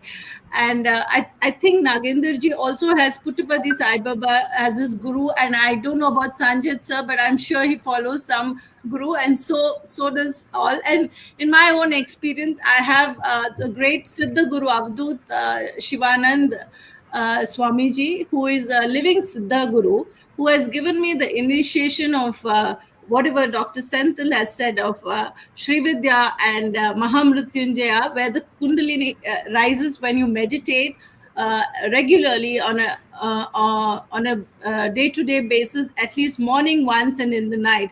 So I have a lot of experiences, but I wouldn't want to hijack this show right now. So I would just tell a couple of them which are not only mine, which is another Shiv Yogi I had met in an indoor shivar. We had a shivar in indoor, and this young girl, she kept crying during the shivar. And then when we asked her, because the shivar was about Prati Prasav Sadha. Prasav shivar is in English past life regression. And she had come into this path because she was not having children for a very long time. And the couple were pretty young. Both were IT pro, and they were very well to do in their respective careers. I found that the husband was, very handsome, very extremely handsome compared to her. She was nice, but he was like very nice and a jovial person. He used to smile and talk to everybody. In fact, she told me that it was he who brought her into this path. So then we asked her what happened exactly on the 8th day. So she said, I had seen like how people see in past life regression. You are kind of hypnotized to go till the previous birth incident. The same way this lady, she suddenly had flashes of her previous life, and she explained to us so clearly. She said that a few months back, she had found a lot of messages from a foreign lady who she didn't know who it was in her husband's message box. She had read those and she started feeling bad. She was very hurt because it was a love marriage and all. But in the shiver, she realized that in her past birth, as a couple, she was the boss lady, and she was very much interested in her career. And I think she was a doctor or something. She was very clear that she was wanting to go ahead with her career. And this man, he was always wanting a child from her.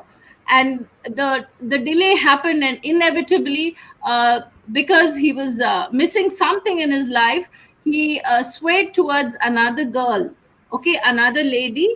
And he fell in love, and all that happened. And he was almost I think he went ahead and kind of had his child from that lady.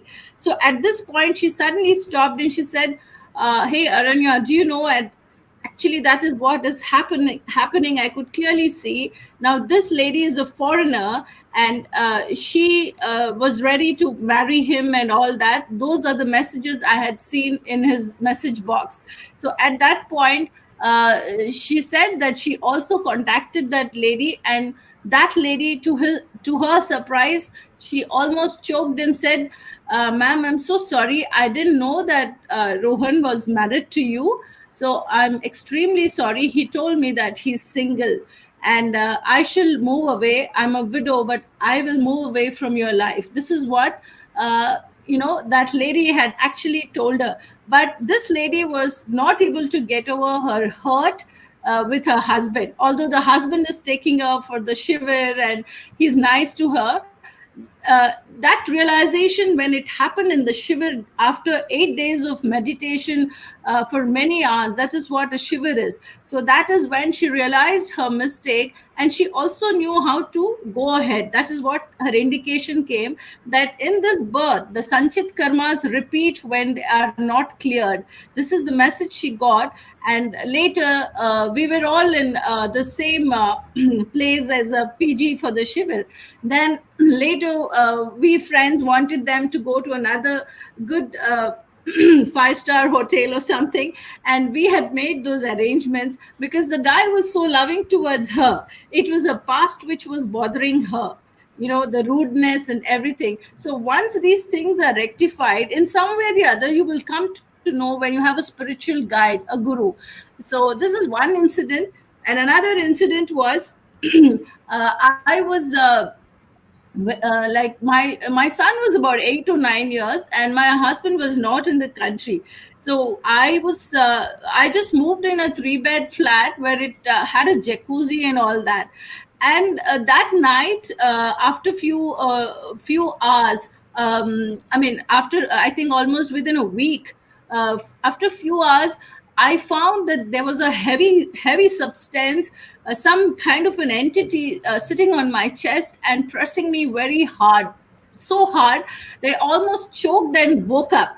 Then I was unable to push it. It was so strong, so that I quickly walked into the hall, to the dining area where my the caretaker, she was sleeping. And then I asked her, are you okay, are you sleeping? So I told her something like this has happened. So she said that she underwent the same experience, but not so strongly.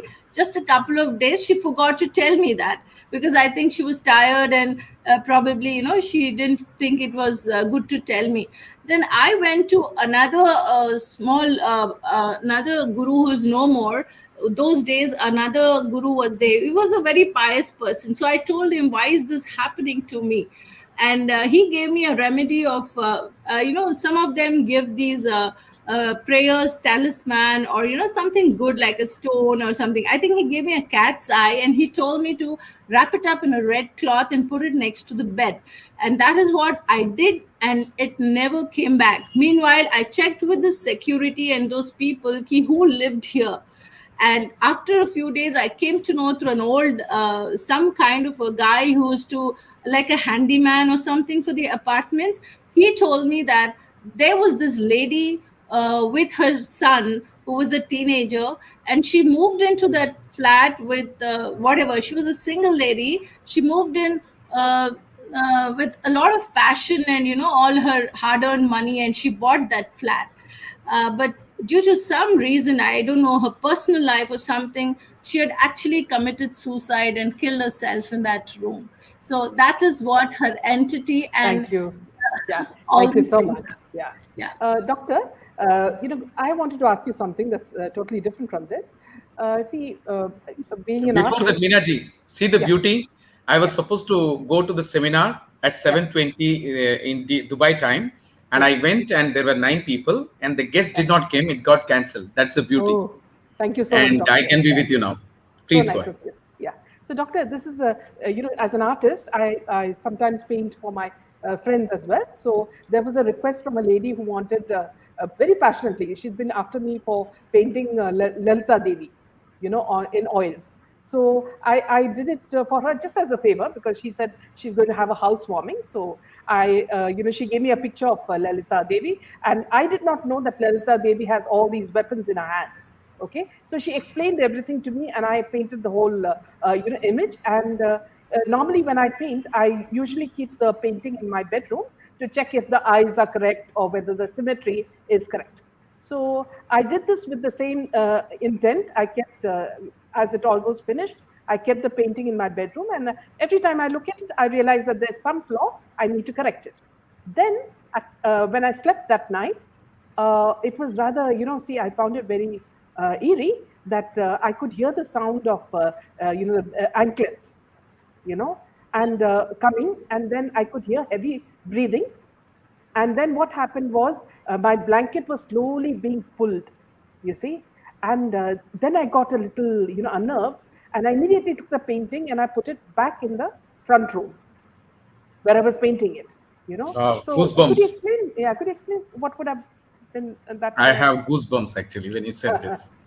I'm being honest, it's ma'am, please, there is something called, when we say namaskar, namaskar represents something. Please remember this, and let me turn this and show you. You, the Jivatma, will mix and merge with the Paramatma with 10 different marga. That is what is namaskar is. That 10 marga is nothing but yoga. Yoga is coming from the word yujir. Yujir means that which dissolves two things into one. And indirectly, that which can mix and merge the Jivatma with the Paramatma, that is yoga. So there are 10 yogas. I'm coming to your point only. Please don't mistake. First one is Karma Yoga, and the next one is Bhakti Yoga. Next, Jnana Yoga. This gives you the information. After that, the procedure starts. Now you've understood everything. Now what do we do? And then you have Raja Yoga, purification of mind, and then Hatha Yoga, purification of body. Then you have Japa Yoga, Tapa Yoga, which is for concentration. Then you have Yantra, Tantra, Mantra Yogas, which are the last 3. And the final one is called Laya Yoga. This is the most important thing. And this is a spiritual class for you. It's so beautiful. Please remember this. Laya Yoga is something which gets dissolved easily with the God. Laya is nothing but Kala. Kala is fine arts. Anybody who is into fine arts is already dear to God. Okay. Now, Kala, Ka, La. La is that which mixes and merges. Ka is chief of Andakarnas. Chief of Andakarnas is Buddhi. The Buddhi is the one which rules all the 5. So dissolving that Buddhi, only an art form can do it. When you are doing any art, for example, Kala means if it is expressed through your voice, you call it as Sangeeta Kala. If you express it through your body, you call it as Nritya Kala. And poetry, Sahitya Kala. And what is your Kala? What is the Kala name? What you are doing? Chitrakala. Chitrakala. Right. Now, an artist is a creator, and the person who asked you to draw it is a connoisseur. Means they are deserving to have Lalita in their house. Now you are painting Lalita. Now when you are painting Lalita, you bring in creativity from within. So you have Atma, Antaratma, Paramatma, everything within you. So you go through the 3 layers, you will be able to touch the Paramatma within. That is looking for perfection within. Because the artist, whenever you do something, you are not satisfied. Why? You want perfection. The pursuit of perfection is nothing but spirituality. Going towards perfection is nothing but going towards the Parabrahma only, because there is nothing which is more perfect than the Parabrahma himself. Every artist is looking for perfection. That means what? You are looking for the divine. Parabrahma. Yeah. So when you wrote Lalita, Lalita is supposed to be Shakti. All the 3, Lakshmi, Saraswati, and Parvati, together are coming in the form of Saguna Brahma, that is Lalita. Yes. So you are drawing her. When you are drawing her, without your knowledge, you would have touched you within your Parabrahma within. Because you said it within your words that you were not satisfied. You kept on trying to correct it. So the minute you do that, and that manifestation has already happened in the paint. Now you kept it in the bedroom, and bedroom is tamasic. Yeah. You are not supposed to keep it in the bedroom. Oh, okay. So the Lalita was telling you, my daughter, please keep me outside this tamasic place. Okay. That is what it meant. And you are so divine because you get the opportunity to draw Lalita. Also, just one small question connected to this. See, there's a Lord Shiva that I painted, which I use, I put it in front of me, and so that it gets me into a meditative mood. So if I watch it very closely, the eyes keep moving. And there are you see the navarasas. You can find the navarasa. Sometimes he's laughing, sometimes he's upset, sometimes he's Expression. angry. Yes. He's showing his expressions to you. Yes.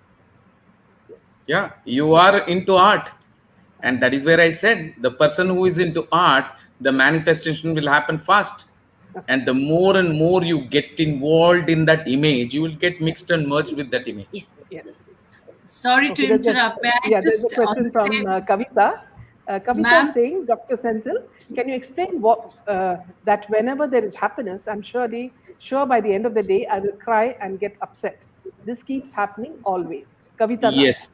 Yeah, in fact, I wrote to her, and Kavita ma'am, please, somewhere there is some incident which has happened in your life in this birth or in your previous birth, which is so sad, and you are not able to enjoy the happiness, because whenever you are trying to enjoy the happiness, it is your manas is not allowing you to enjoy the happiness. So you are crying and you are feeling sad. Somewhere you need to do pranayama and meditation, and you need to get out of that sadness, or talk to somebody and take out that personal incident which has happened in your life, which is very bad. And don't choose some friend, choose your mother or father, because friends tomorrow can become enemies. They will misuse your personal information. So it is better you take somebody into confidence and open out what has happened in your life. Please do that. And also start enjoying life. Now happiness comes very rarely to us because of our effort, and enjoy the happiness. Start enjoying the happiness, and try to little away from the sadness. And also there is an addiction to enjoy sadness. There are a lot of people will love sad songs, correct? They may not have had the love failure, and they will love sadness. Actually, there are a lot of people like to be in sadness, and they're also nice people. Actually, they're emotional people. They want to put their legs into some other shoes and feel it, all that is also fine, but then try to be happy in life. Yes, I think wife is looking at me from Arunya, yeah, you wanted to say? Meena ma'am, can I ask one question? Yeah, please. I'll just finish mine. Anuradha, if you don't mind, because just now what Dr. Senthil said, it reminded me of an incident when he spoke about Lalita Ma's blessings on Meena ma'am. Now, this incident, there was this lady who came from Germany to attend the Shivir in India. So during that time, a lot of people were coming out. Durga Saptashatis book in different languages, like in Hindi or in Telugu and other regional languages. A lot of people were worried, especially the foreigners, that they couldn't read Hindi or Telugu and all. So this lady who came, an Indian lady who came from Germany, she went back and she wanted to do the service of getting the book printed in German language. So at that point, she went, and after some days, her neighbor who knocked on her door, a good friend, she said, "Can you give some work to my little daughter? She's almost 16 now, and she's out of school. So can you find something?" So this lady said, "Okay, fine." And after a couple of days, she realized that girl knows, the language of German. So she asked, "Would it be okay if I read this out in English to you, and will you type all this in the language of German?" So the girl was too happy, and while she started doing that work, in fact, the description of first Vignesha, the Ganapati, she smiled because she, as an innocent girl, the elephant and Ganesha, she smiled and she enjoyed, and she completely finished that book. And after she finished that there are 13 chapters in Durga Saptashati. She finished typing all that.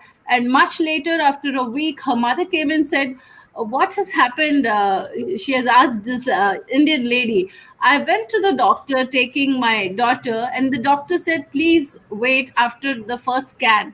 Then again, he called after a few patients went, and again, he took her x rays and all the scan. And he says, 'What happened to her brain tumor? It has vanished.' Look at the miracle and the brilliance of powerful, when you do such wonderful services and mass writing.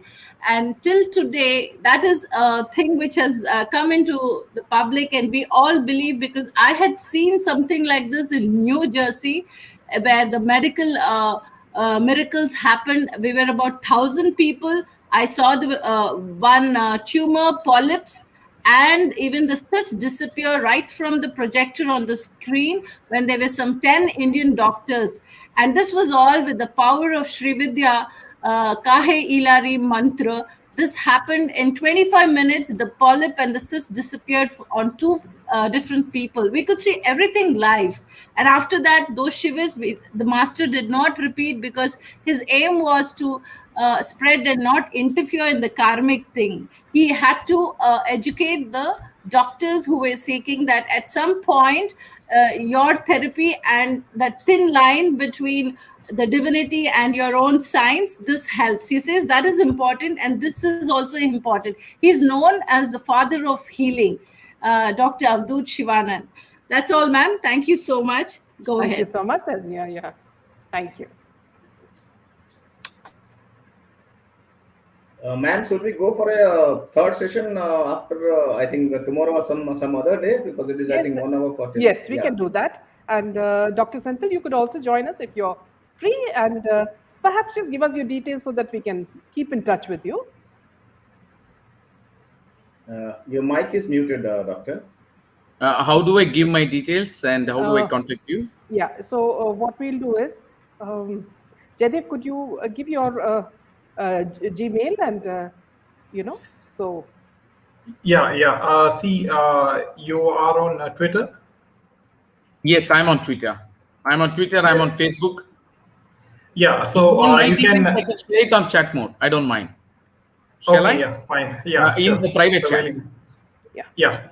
Okay. So, yeah. Anything else, Anuradha or Nagendra, you would like to say before we close?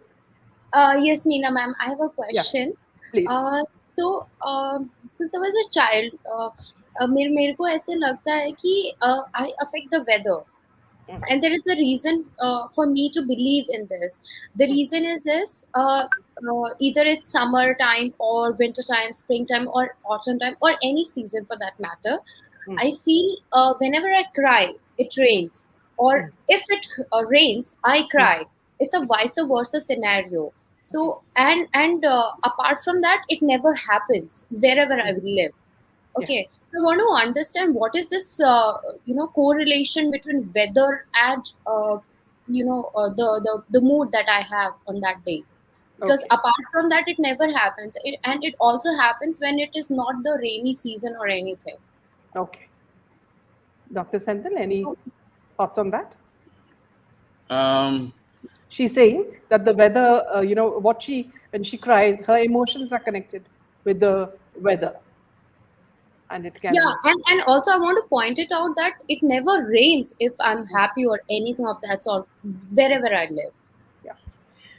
Okay, these are all very deep subjects you are asking questions today. So many people asking questions. These are like lectures.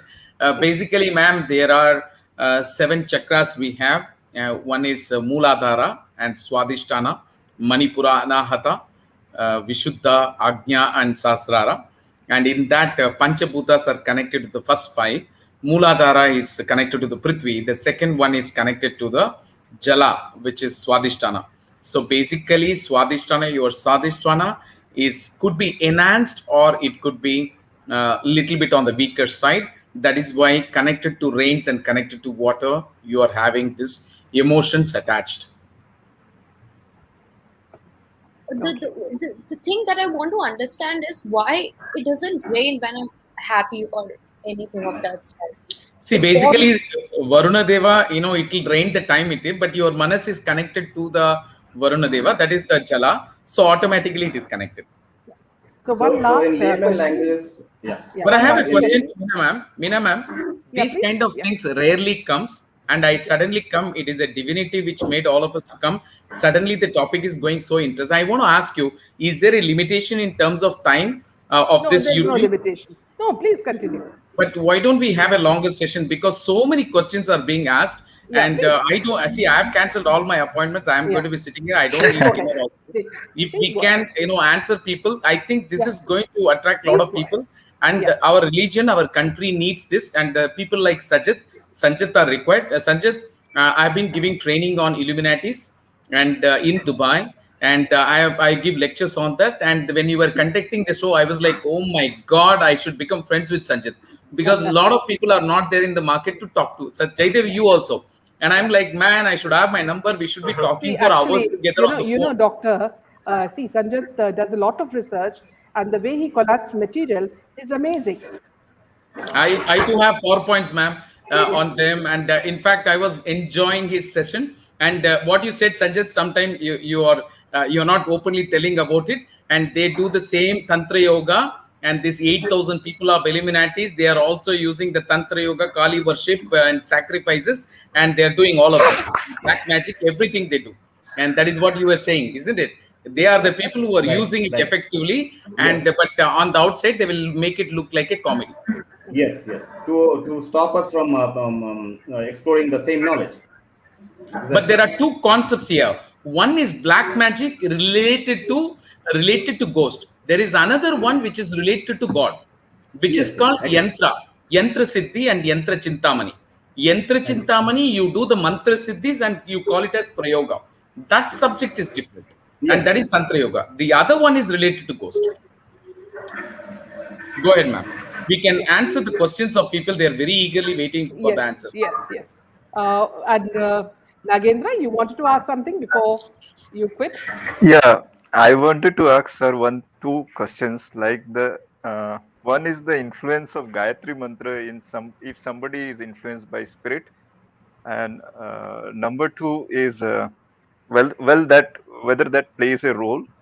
Number two is whether mindfulness and meditation can play a role, or is it totally a different dimensions where some interference of a person like you need is it's a special department altogether. I would like to say, where special skills are needed, or maybe these two are very effective. And one more Minaji, thing, we what's the started with role of ghost. We are landing and up with Santal, God now. one more important Pardon? question: the Pardon? role of astrology and ghost. Like if somebody has Rahu in his lagna or Ketu, I have seen this happen uh, uh, a lot. This ghost has this spirit connection with this astrology also. That during the course of the session you can answer, not at a time. So you can take your time, Nagendra, this sir. is not fair. You asked one question that will take 2 hours, and the second one will take another 2 hours, and the third one will take another 2 hours. However, I'll try to give it in a short form.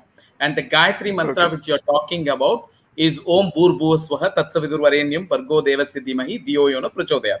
And this is not the full Gayatri. And Om Bhur Swaha is the Vyahrati, and Tatsavidur Varenyam Bhargo Devasya Dhimahi Dhiyo Yo Na Prachodayat is the Gayatri. Gayatri mantra is not just meaningful sentences. It has 24 bija mantra, bija aksharas, 24 seed syllables, and each of this sound is come from a rishi. 24 rishis are there, and each of that sound also has a god. So there are 24 gods out there. So you need to have basically Uttara Kalpa Gayatri and Purva Kalpa Gayatri. Basically, you have to do the nyasa and pray for the rishi and then enchant the Gayatri mantra. If you do that, then you will have a better effect. But however, when you do Nadi Shodhana Pranayama, where you do the full Gayatri, which is Om Bhuhu, Om Bhuvaha, Ogum Suvaha, Om Mahaha, Om Janaha, Om Tapaha, Ogum Satyam, Om Tatsavidur Varenyam Bhargo Devasya Dhimahi Dhiyo Yo Na Prachodayat, Om Opo Jyotirsam Brahma Bhur Bhuvaswarom. And that is a full Gayatri. If you are doing all that with the Ida, Pingala and Kundalini rising, then the black magic, all these things cannot work on you. But however, there are many other subjects. I think there should be a divine subject. This is today supposed to be a ghost subject, but you guys have started asking religious subjects. Yeah, Pratik? Okay, sir. Thank you so much. Thank you. Thank you, sir. Thank you. Hi, Jaydev. Good to see you. Hi, Pratik. Good to see you again. Dr. Senthil, this question, and I think everything is, happens for a reason. So, usually the show doesn't last so much. I just came back and you were still there. So, sir, I'll just tell you, I'm in the health and fitness line. So, I've been doing a lot of research on meditation.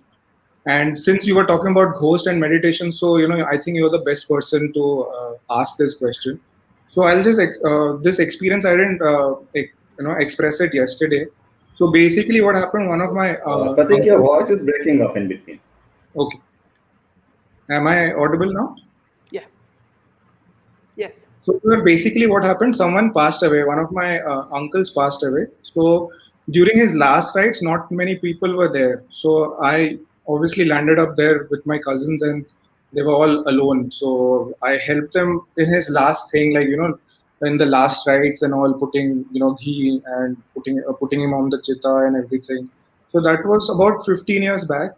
But when I came back home, usually we have a ritual of using the fire and just burning it all around and then entering the house and giving your clothes for a wash and all. So I did everything. I went back home, and I'm from the Northeast, so we used to have load shedding at that time for 2-3 hours, and it used to happen everywhere in Northeast, like Shillong and even in Assam. So what happened was, I was up late night. I was talking to my friends. At that time we didn't have WhatsApp and all, so I was just doing chatting on the text and all that. And then suddenly the load shedding had already started, so there was no electricity. So like just how ma'am said, but I saw, and this uncle who passed away was a tall, huge person. Okay. So I saw from the corner of my eye, like when you look away from the phone, so I couldn't see anything because it was absolutely pitch black dark. But I saw, and my feet was towards the door, and I saw a really dark figure. Like, I couldn't see anything else. It was just a dark figure of a really tall person. I just knew that that person was staring at me. Like I could feel it. That that energy was looking at me. Yeah. Although nothing happened. Like I texted to, at that time I was talking to one of my girlfriends then. So she said she got scared and she's like she sent me immediately the Hanuman Chalisa and said just start reading it. Yeah. So I tried to act cool, but I did read it. So after some time, it calmed me down because I still get goosebumps like whenever I talk about this. So, sir, I can't mute. Yeah, doctor, you're mute. I too started having the goosebumps when you started saying it. Yeah. So So now, sir, what has happened is this has been 15 years now, and since that day, honestly speaking, I have a nightlight on, and I'm doing a lot of research on meditation and using the heart chakra for repair. So I have a lot of biofeedback devices which I've got from the US. So it helps it helps people, it guides people into focusing and reducing anxiety and increasing your anabolic response. So I use it quite a lot in my clinic, as well as I use it on myself. Now what has happened is, because you were saying you meditate and you will feel relief, but when I meditate, what's happening is I feel that presence close to me. I don't know if it's the same presence, because I told someone, and she does praying and all. So when she prayed for me, she said, you have actually seven atmas attached to you. And I had really severe shoulder pain, but there is no medical explanation for it, and it's not been healing. Like, it goes away, comes back. She said it might be because of that. So whenever I do this meditation sessions, which last from about 15 to 20 minutes, and it can go on till 30 minutes. So it depends on how well I connect. So I can see the graph. I'm that, if I'm in a good zone, a healing zone, so I continue it. But what is happening is, whenever I do meditation and I try to go into the the higher chakras from the heart, this I can, when my eyes are shut, I can feel the presence, like it's close to me. It's never harmed me or anything. It's only this one presence, or all the people? No, I feel just one. Like, I can't differentiate between, but I know there is an energy next to me. Like, it's comes closer, and suddenly my eyes open up, and I get a little worried, and I open my eyes. So it's good enough to worry me to open my eyes. So then I end my meditation. So what do you have to say about that? Like, what can I do, or what am I okay? First time, Pratik. Yes, I think you are good in your studies, you are good in your behavior, culture, all that. And that uncle started admiring you, and he has gratitude towards you. And because you went and did all that, he got admired with you, and he came to show his gratitude towards you. And if at all, if he's there with you also, like the way he's going to your son, he's also coming to you to basically bless you, right? And thank him, and openly, when nobody's there, thank you so much, uncle, and please go and take care of your son. And it has been so nice that you have been with me and blessing me, but I'm getting disturbed. Please leave. Why I'm saying this is, Pratik, normally when a preta comes or pitru comes, there are also other people who come along with them. Okay. And they create all this nuisance. Okay. Now, this is one part of it. Second part of it is, there are some rituals which you have to do, and I have given my details with Meenaji, and you can try to contact me. And I've also done energy healing. I can give a lecture on how to do meditation, because meditation is something which you should not simply say. Today also I was listening to the sports physicians. You give wrong exercises to some people, and that is where the sportsmen get into all health issues. It is not because of, they say that they give workouts. Because of that, today, one of our all-rounder, what is his name? I'm not getting his name. Pandya. He's continuously getting injured, not because of it is happening naturally, because of the exercises which are recommended by the physiotherapists. So likewise, meditation should not be done without a proper guidance. And people don't know what is meditation and why meditation is done. And I can have a separate session with Meenaji how to do meditation, or you can take my contact details and I can teach you how to do it, and you can get rid of it. And especially the one which you said, you are getting the shoulder problem, is related to that only, what you suspected. If something is coming and trying to be on top of you, then you get these pressures.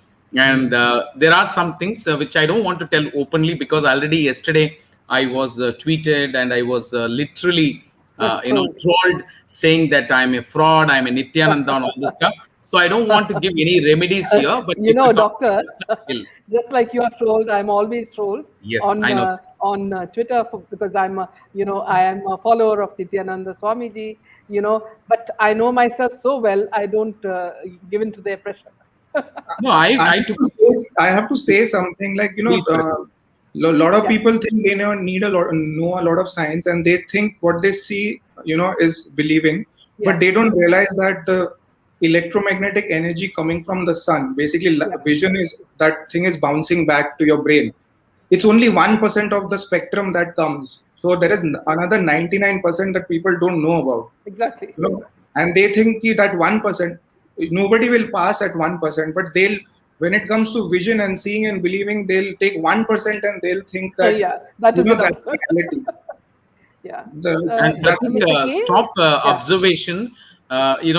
See, when you're sitting or when you're teaching, because see, for example, if you entertain me only, I'll come to your house, correct? Yeah. See, when I come to your house, you are welcoming me and you are smiling. Please come to my house. Only then I can come. But if you shut the door and if you don't treat me properly, will I come to your house? No. Similarly, those who are there, what you are seeing for so many years, and somewhere you need to shy away from it and stop thinking over it. And, I do that. Like sometimes it won't happen for months. Sometimes it'll happen. Now it's not happening. When that lady said where that, do you live? Pratik, where do you live? I'm in Assam, Guwahati. You need to have dasangam. Dasangam is something available. You need to burn that in your house and make sure every now and then you keep on doing that. It is simple actually. What dasangam does is simple. It's a science, right? What we need is prana. Prana is oxygen, correct? Now, carbon, if prana is not there, even less prana is there, we can survive. But all these other animals, even the insects or bacteria, they cannot survive when they don't have plenty of oxygen.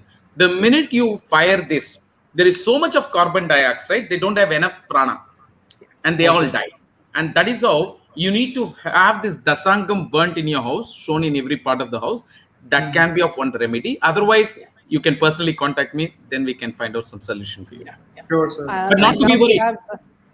We have K and we have D. So if you could make your questions brief, then we can round off with your questions. Thank you so much for having me.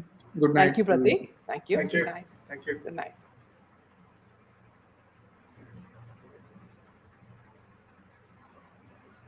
I think they are on mute. Dee, can you come in? Hi, am I audible? Yeah, yes. you are. Hello, ma'am. Hello, sir. I have been following you since long. And yesterday's session was very nice. Even today's session was very nice. While during the session, I just realized that I also had a similar experience couple of months back when I was at my maternal grandparents' place, and I had this dream where I actually in my dream saw my paternal grandmother who expired like 2 years back. And then I saw in that entire dream the location, the surroundings of my dream were of my maternal grandparents' house, but the people I saw in my dream were my paternal relatives, few uncles, and my grandmom who was on the neighboring side of the house, and she was calling me, and she was and my maternal grandmom, mainly Nani, she was telling me you should go talk to her, and then I went talk to my grandmom, and there were other relatives of mine. On my way while I was going, I saw this one uncle of mine, and he was trying to call my grandmom, but my grandmom wasn't recognizing him. Her son, she wasn't recognizing, and then as soon as I approached, I saw that smile on her face, and then she was holding my hand and she was rubbing my back of my palm, and then when I saw the hand, I saw a watch in my hand. I don't know how. And then I woke up from the dream. My mom woke me up saying that you have a class, wake up. And I woke up, but I woke up crying from it. I didn't have a good relation with my grandmom later on. Like initially when I was a child, I had a good relation, but then due to few family issues, we parted ways, and we were in talking terms, but not great talking terms. So maybe I then thought that this was something which was kind of a way of her to just be like, it's fine, I'm gone now, don't worry. And I don't know what it was, but then I just wrote it down, and made this as a memory to me that I'll remember something like this happened with me. I even shared it with my father. My father was like, okay, it's very weird. I don't know how it happened, but yeah. Yeah. Okay. So do you want to ask Dr. Senthil something, or it's just something that you No, want to narrate? I don't have any particular question to it. Though I always wonder why did I see that particular watch in my hand, and it was not like I was wearing it. It was like embedded in my palm. I don't know how, but yeah. And she was fond of watches also, so I was like maybe that's why I saw the watch. I had that association with her. I don't have any particular questions to it, but Actually, yeah, if Dr. he can give me Yeah. something to. Dr. Senthil, I just wanted to ask you something. See, when I was in Baghdad, at that time I was in college, and we had gone to visit a diplomat, his wife's house. So she was showing us around the house. It was a bungalow, and when she was showing my mother and she were going ahead of me, and there was a kitchen and then there was a storeroom. So I just peeped into the storeroom, and actually the door banged on my face. So this is, I had no idea about the house at all. Then after that, this diplomat changed the house, and another diplomat came in, and that diplomat's wife said that at night she feels a sense of cold air come into her bedroom, and she could feel a presence next to her bed. So after they did some research, they found out that somebody had hung themselves in that room.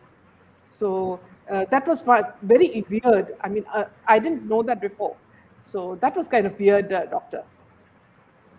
Ma'am, it has happened to me also, and I don't want to share. There are a lot of things happen in my life, spiritual and also related to ghosts, but I don't want to share it in the common form because people will get scared. And these are things, as Sanjit was very nice in showing some things where people don't get scared. Some of the topics, if we get scared, we might speak openly here. Might be some youngsters and some teenagers are sitting here. They might have sleepless nights, and tomorrow Meena ma'am's YouTube channel is the reason. Frighten them. Yeah, some things we need to refrain. I don't want to share that. But what you said, all these haunted houses are there, haunting things are there. You need to identify. And the first thing which happens, ma'am, anybody gets this kind of symptoms, they keep it to themselves. That is wrong. They need to go and tell and express it and tell people about it. Try to find a solution, not keep on living with it, because one day it will kill you. It will make you to hang yourself also. Yeah. Absolutely. So I think that's a lot, doctor. It's 10 o'clock and we've extended the Somebody, session. ma'am, Anuradha Singh is asking, Senthil, please address my question. I don't know what One her second, I'll question just add her. Yes, Anuradha? Yes, Meena ma'am. I have a question if anybody can answer. Since we talked about Kundalini awakening, the soul awakening kind of things, I want to understand since we have this male and female concept. So I want to understand this twin flame concept as well. If anybody has anything to share on that. What is that? Can you repeat? Can you repeat the last sentence? Yeah. I want to understand if anybody has anything to share on twin flames that we talk about, or probably something that completes us in totality. Okay. So, ma'am, can I answer that? Yeah, Or please. Rajat and others, do you want to answer? Please. Okay. So she's talking about moksha and mukti and all the stuff. And also there was another question, why Shiva has the snake on his neck. That is also there, right? Now, please remember, all of us are cobra snake.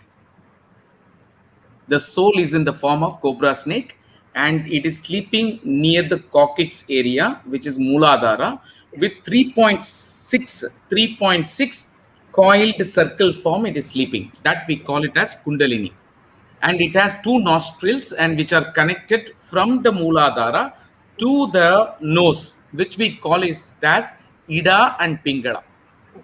Okay, and that has entered the body through the Sushupna Nadi. Sushupna Nadi is exactly towards the spinal cord, right? Now, the Kundalini is basically sleeping And that is why your first 4 antakarnas are working. Mano, Buddhi, Chitta, Ahankara is working fine because that is sleeping. But if you have to awaken that, then you have to make this 5 stop. That is why we do meditation. So when you stop manas, when you stop buddhi, when you stop chitta, and then jnana starts. But to do all that, ahankara should first stop. So we have to sit silent. Sit silent means the ahankara which executes all the function should become silent. So we do meditation. That means shut up your body. Then shut up your manas. Then third, shut up your buddhi. And chittam will automatically shut up itself because it has a lot of pending work which you have given it to it for so many years. So it has kept it on the table, and yesterday's information, day before yesterday's information, the jealousy factor, the Twitter, the trolling which you did, it has to clean up all that mess. And once all these 4 are cleared, and then the Kundalini will rise. And when the Kundalini is rising, it has to go through the Shushupna Nadi and get out of the body. Now it has 7 centers, that is 7 blockages or 7 taps, whatever it is, right? So that is what we call it as 7 chakras. So the Kundalini will start, the snake will start. It is exactly looks like cobra, and it goes through Mooladhara. The minute it crosses Mooladhara, Prithvi cannot affect you. That means you can walk through the walls. And the minute it crosses the Shushupna Nadi, it is connected to Jala. That means you can walk on the water, you can separate the water, you can go inside the water will not affect you. That is it when it crosses the Shushupna Nadi. The next one is Manipura. The minute it crosses Manipura, you will be able to sleep on the fire, and then fire cannot burn you. And then the minute you go to the next level, Vayu, you can fly. That is why Hanuman flew. So, which is the Anahata. The minute you go to Vishuddha, that means you can Akash. That means you can appear and disappear. You can do that also. So the minute you do that. However, can I ask you one question here, since you speak of this? See, when I started doing meditation, whenever I went into deep meditation, my hands would levitate, and it would do the complete puja mudra. Whatever is being chanted by the Swamiji, I would be doing exactly those gestures. And I just couldn't understand how it would happen. I can also make that, ma'am. When I meet people personally, 20, 30 people, I can make their hand to levitate. Oh. And there are the good sciences on that. That has a lot of discussions. We can do that later. Okay. And you can call me anytime. We can have a long session. Yeah. I will. You can ask me questions. I'll answer them. Now, coming back to Vishuddha, after Vishuddha, it goes to Agnya Chakra. The minute it reaches Agnya Chakra, that means the minute you have the, limited knowledge to the universal knowledge, the miniature knowledge to the maximum knowledge. That means whatever you have is the limited knowledge which you have. The minute it reaches the Agnya Chakra, you know everything about the world. That is why you called as a enlightened person when your Kundalini has gone into the Agnya Chakra. Then after that, it goes through the Sahasrara. The minute it reaches Sahasrara, it opens up. The Kundalini opens up exactly like a cobra and spreads across this place and sits. And after that, you have given 3 days to take a decision. That is a samadhi. That is a normal samadhi. Then we have nirvikalpa samadhi. In those 3 days, you will be telling your bija mantra to your shishya. And if you want to come back, your shishya should come and enchant that mantra in your ear after 3 days. And if it doesn't enchant, then you completely leave your body and go to the Nitya Vibhuti. Otherwise, after 3 days, if your mantra is enchanted in your ear, you come back and then you are called as Swami. At any given point of time, you can be a normal human. Other times, you can get connected to God and then you can become God also. I hope this information is good enough, Anuradha ji.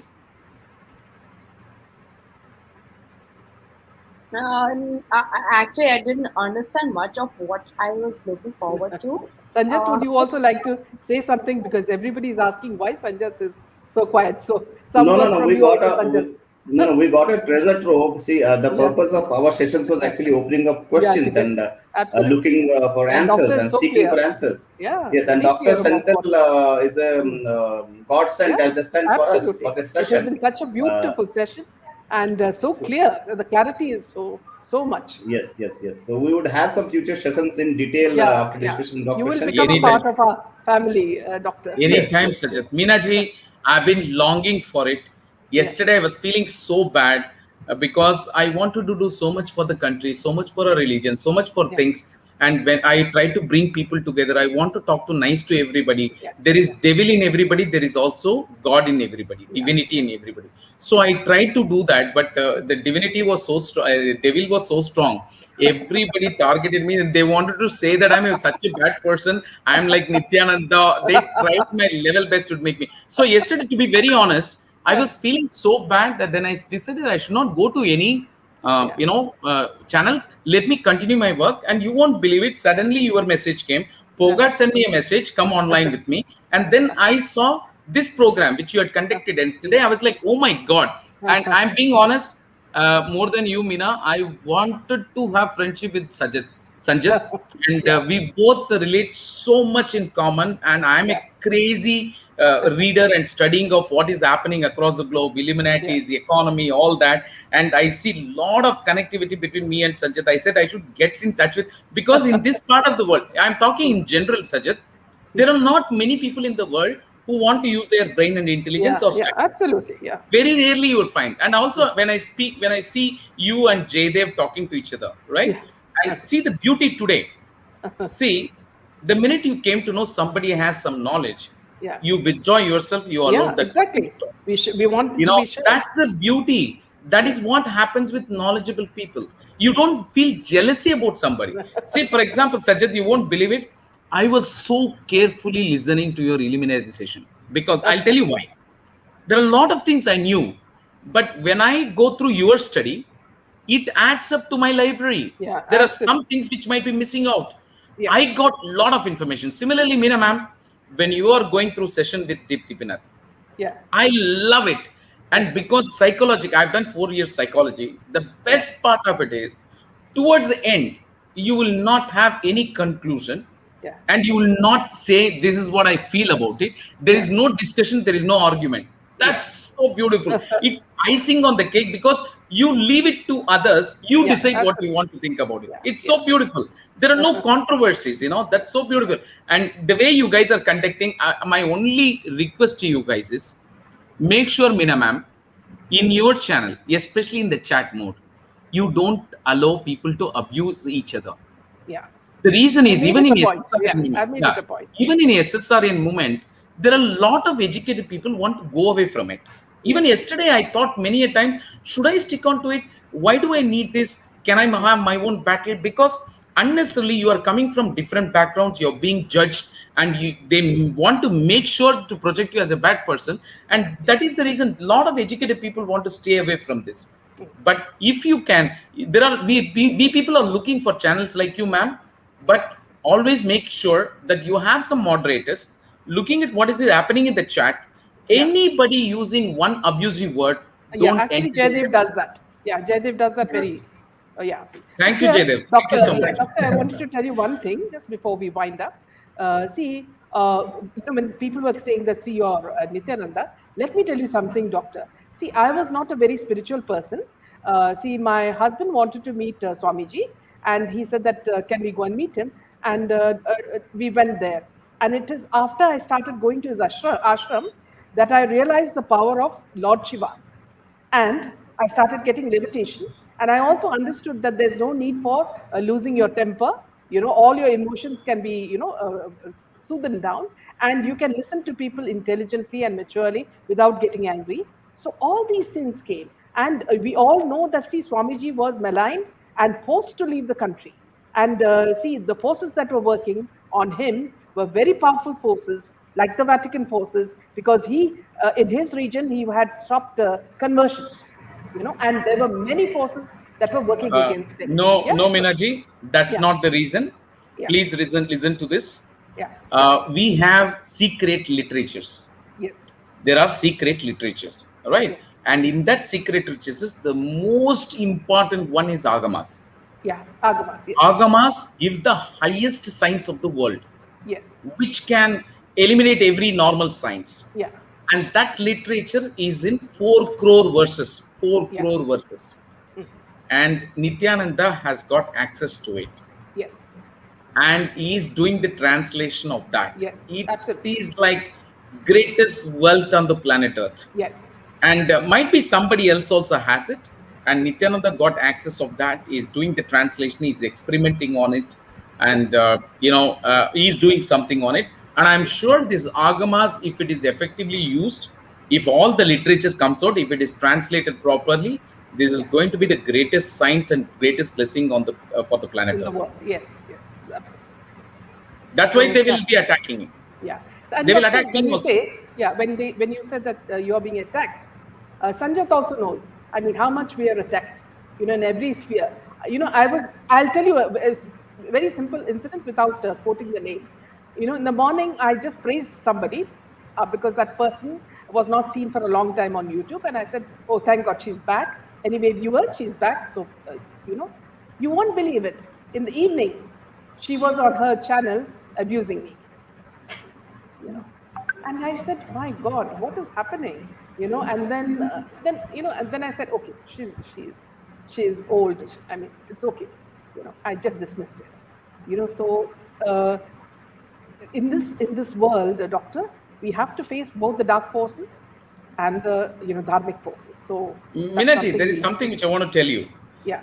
See, you, me, or Jaydev and Sanjit, all of us, the minute we are spiritual, yes. When I say spiritual, I'm talking about inclination towards becoming good person or want to reach God or trying to move in that direction, we will have a lot of difficulties and a lot of testing will be done to us. Yeah. Yesterday night, 4 o'clock or 5 o'clock, I was smiling and talking to the Almighty.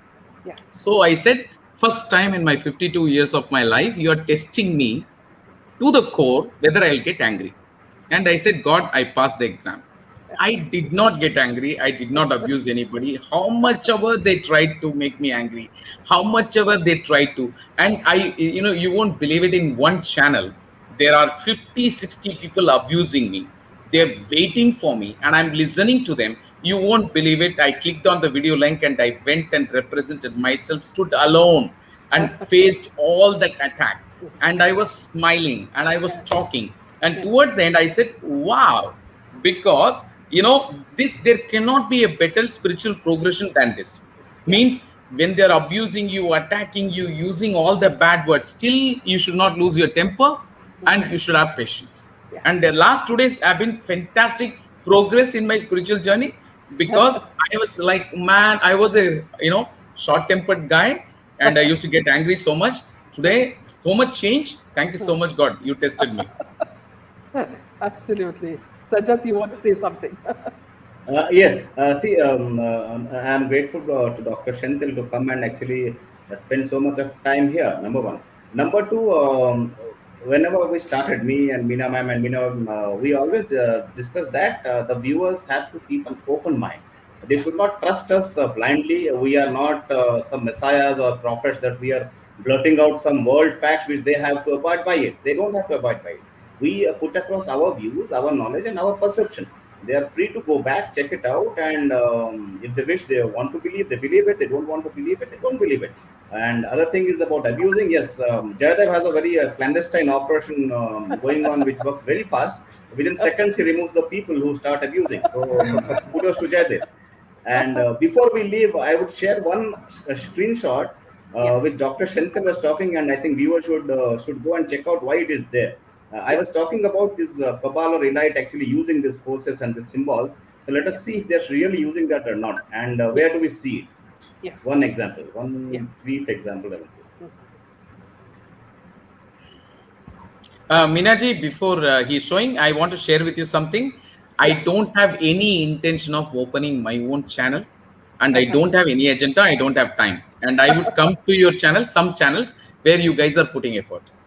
Please go ahead. Even if you have, we'll come on your channel. See, Dr. Shentil was talking about Naga or snake. And where do we see it? We see it on WHO's logo itself, and all the medicine or the doctors have, or the hospitals have changed to this logo. And we have been talking about all these entities being controlled by a cabal, and so all these things match up. That's what my point. That is the Sushumna Nadi. And also, can you show the 1 dirham $1 note and show the Illuminati symbol? Sanjat, show that. Yeah, I have to search it on Google then. No, it's simple. $1 note. Just take it. You know, They will another reveal thing. more. Yeah, another thing, important thing that Sanjat told me today is that Hmm. about the wildfires. It is named after Oh. Lucifer. Yes, You know, yes, brilliant. yes. Yeah, the way you said it, Sanjat, that was brilliant because I never, thought of it, and then I was so shocked. Ma'am, they have decided to reduce the population, ma'am. Yes, absolutely. Sanjit, can you just search on the Google? Any of you search on the Yeah, Google? yeah. Doing that. I done it. Share it. Dollar note. See, said Dr. Senthil, when people please. are attacking you, it is only because of the wealth of your knowledge that people are attacking you. Could be. That's nothing else, But ma'am, you are the first one who allowed me to show my knowledge. Yes, exactly. The Illuminati symbol is there. Yeah. Can you see that? Can you see the eye symbol? Rajat, Sanjit, second row, the second picture. Can you click on that? Yes. Ma'am, this is the Illuminati symbol. Yeah. And can you see the eyes? Yes. Can you see the eyes? Now, can you close it, Sanjit? Watch me, guys. Watch me. The same eyes is there somewhere else. What is that? Can you relate? CIA? Ma'am, you see that television channel? Big Boss? Yes, exactly. The eye is in Big Boss. And do you know what is the concept of Big Boss? You leave people inside, put the cameras, and create situations where they feel that they are acting, they are performing. Actually, they are made to perform. Yes. And they are being watched. And that is what they are saying. We are watching you all the time. And that is the concept of Illuminati, which they are showing to us through television medium. The entire world is being watched by these 8,000 people. In fact, we are Sanjay, watching you. And if you are having a religious fight, it is because of us. If you are having a terrorism problem, it is because of us. And if you are having a problem in Kerala, because of us. And everything is because of us. In fact, Sanjat, you showed us an experiment in the beginning where through light and music, how the woman is transported. It's very similar in Big Boss. They do that to create an atmosphere and make them go crazy. Big Boss is a miniature of what they do internationally. Yes. Jaydev, would you like to conclude it? I got a lot of knowledge from Dr. Senthil. So much of knowledge and even the experiences from each and every viewer who came, share their experience. And it's a very enlightening session. And I hope, I'm sure that we'll have more sessions on this. Much more. Many more. And thank you, Sanjit. And thank you, Senthil. And thank you to all the viewers. Thank you. And good night, Doctor. And good night, Sanjat. Good night. Within 24 hours, you all made me so happy. And this is the blessing of God. He tested me for 2 days and brought me to you guys. And love to be connected to Sanjit and Meena and Jaydev. God bless you. See, people of the same, sort of mind come together, Doctor. That's a fact. Thank you. So we'll work together much more. Thank you. Thank you and good night. Good night. Good night.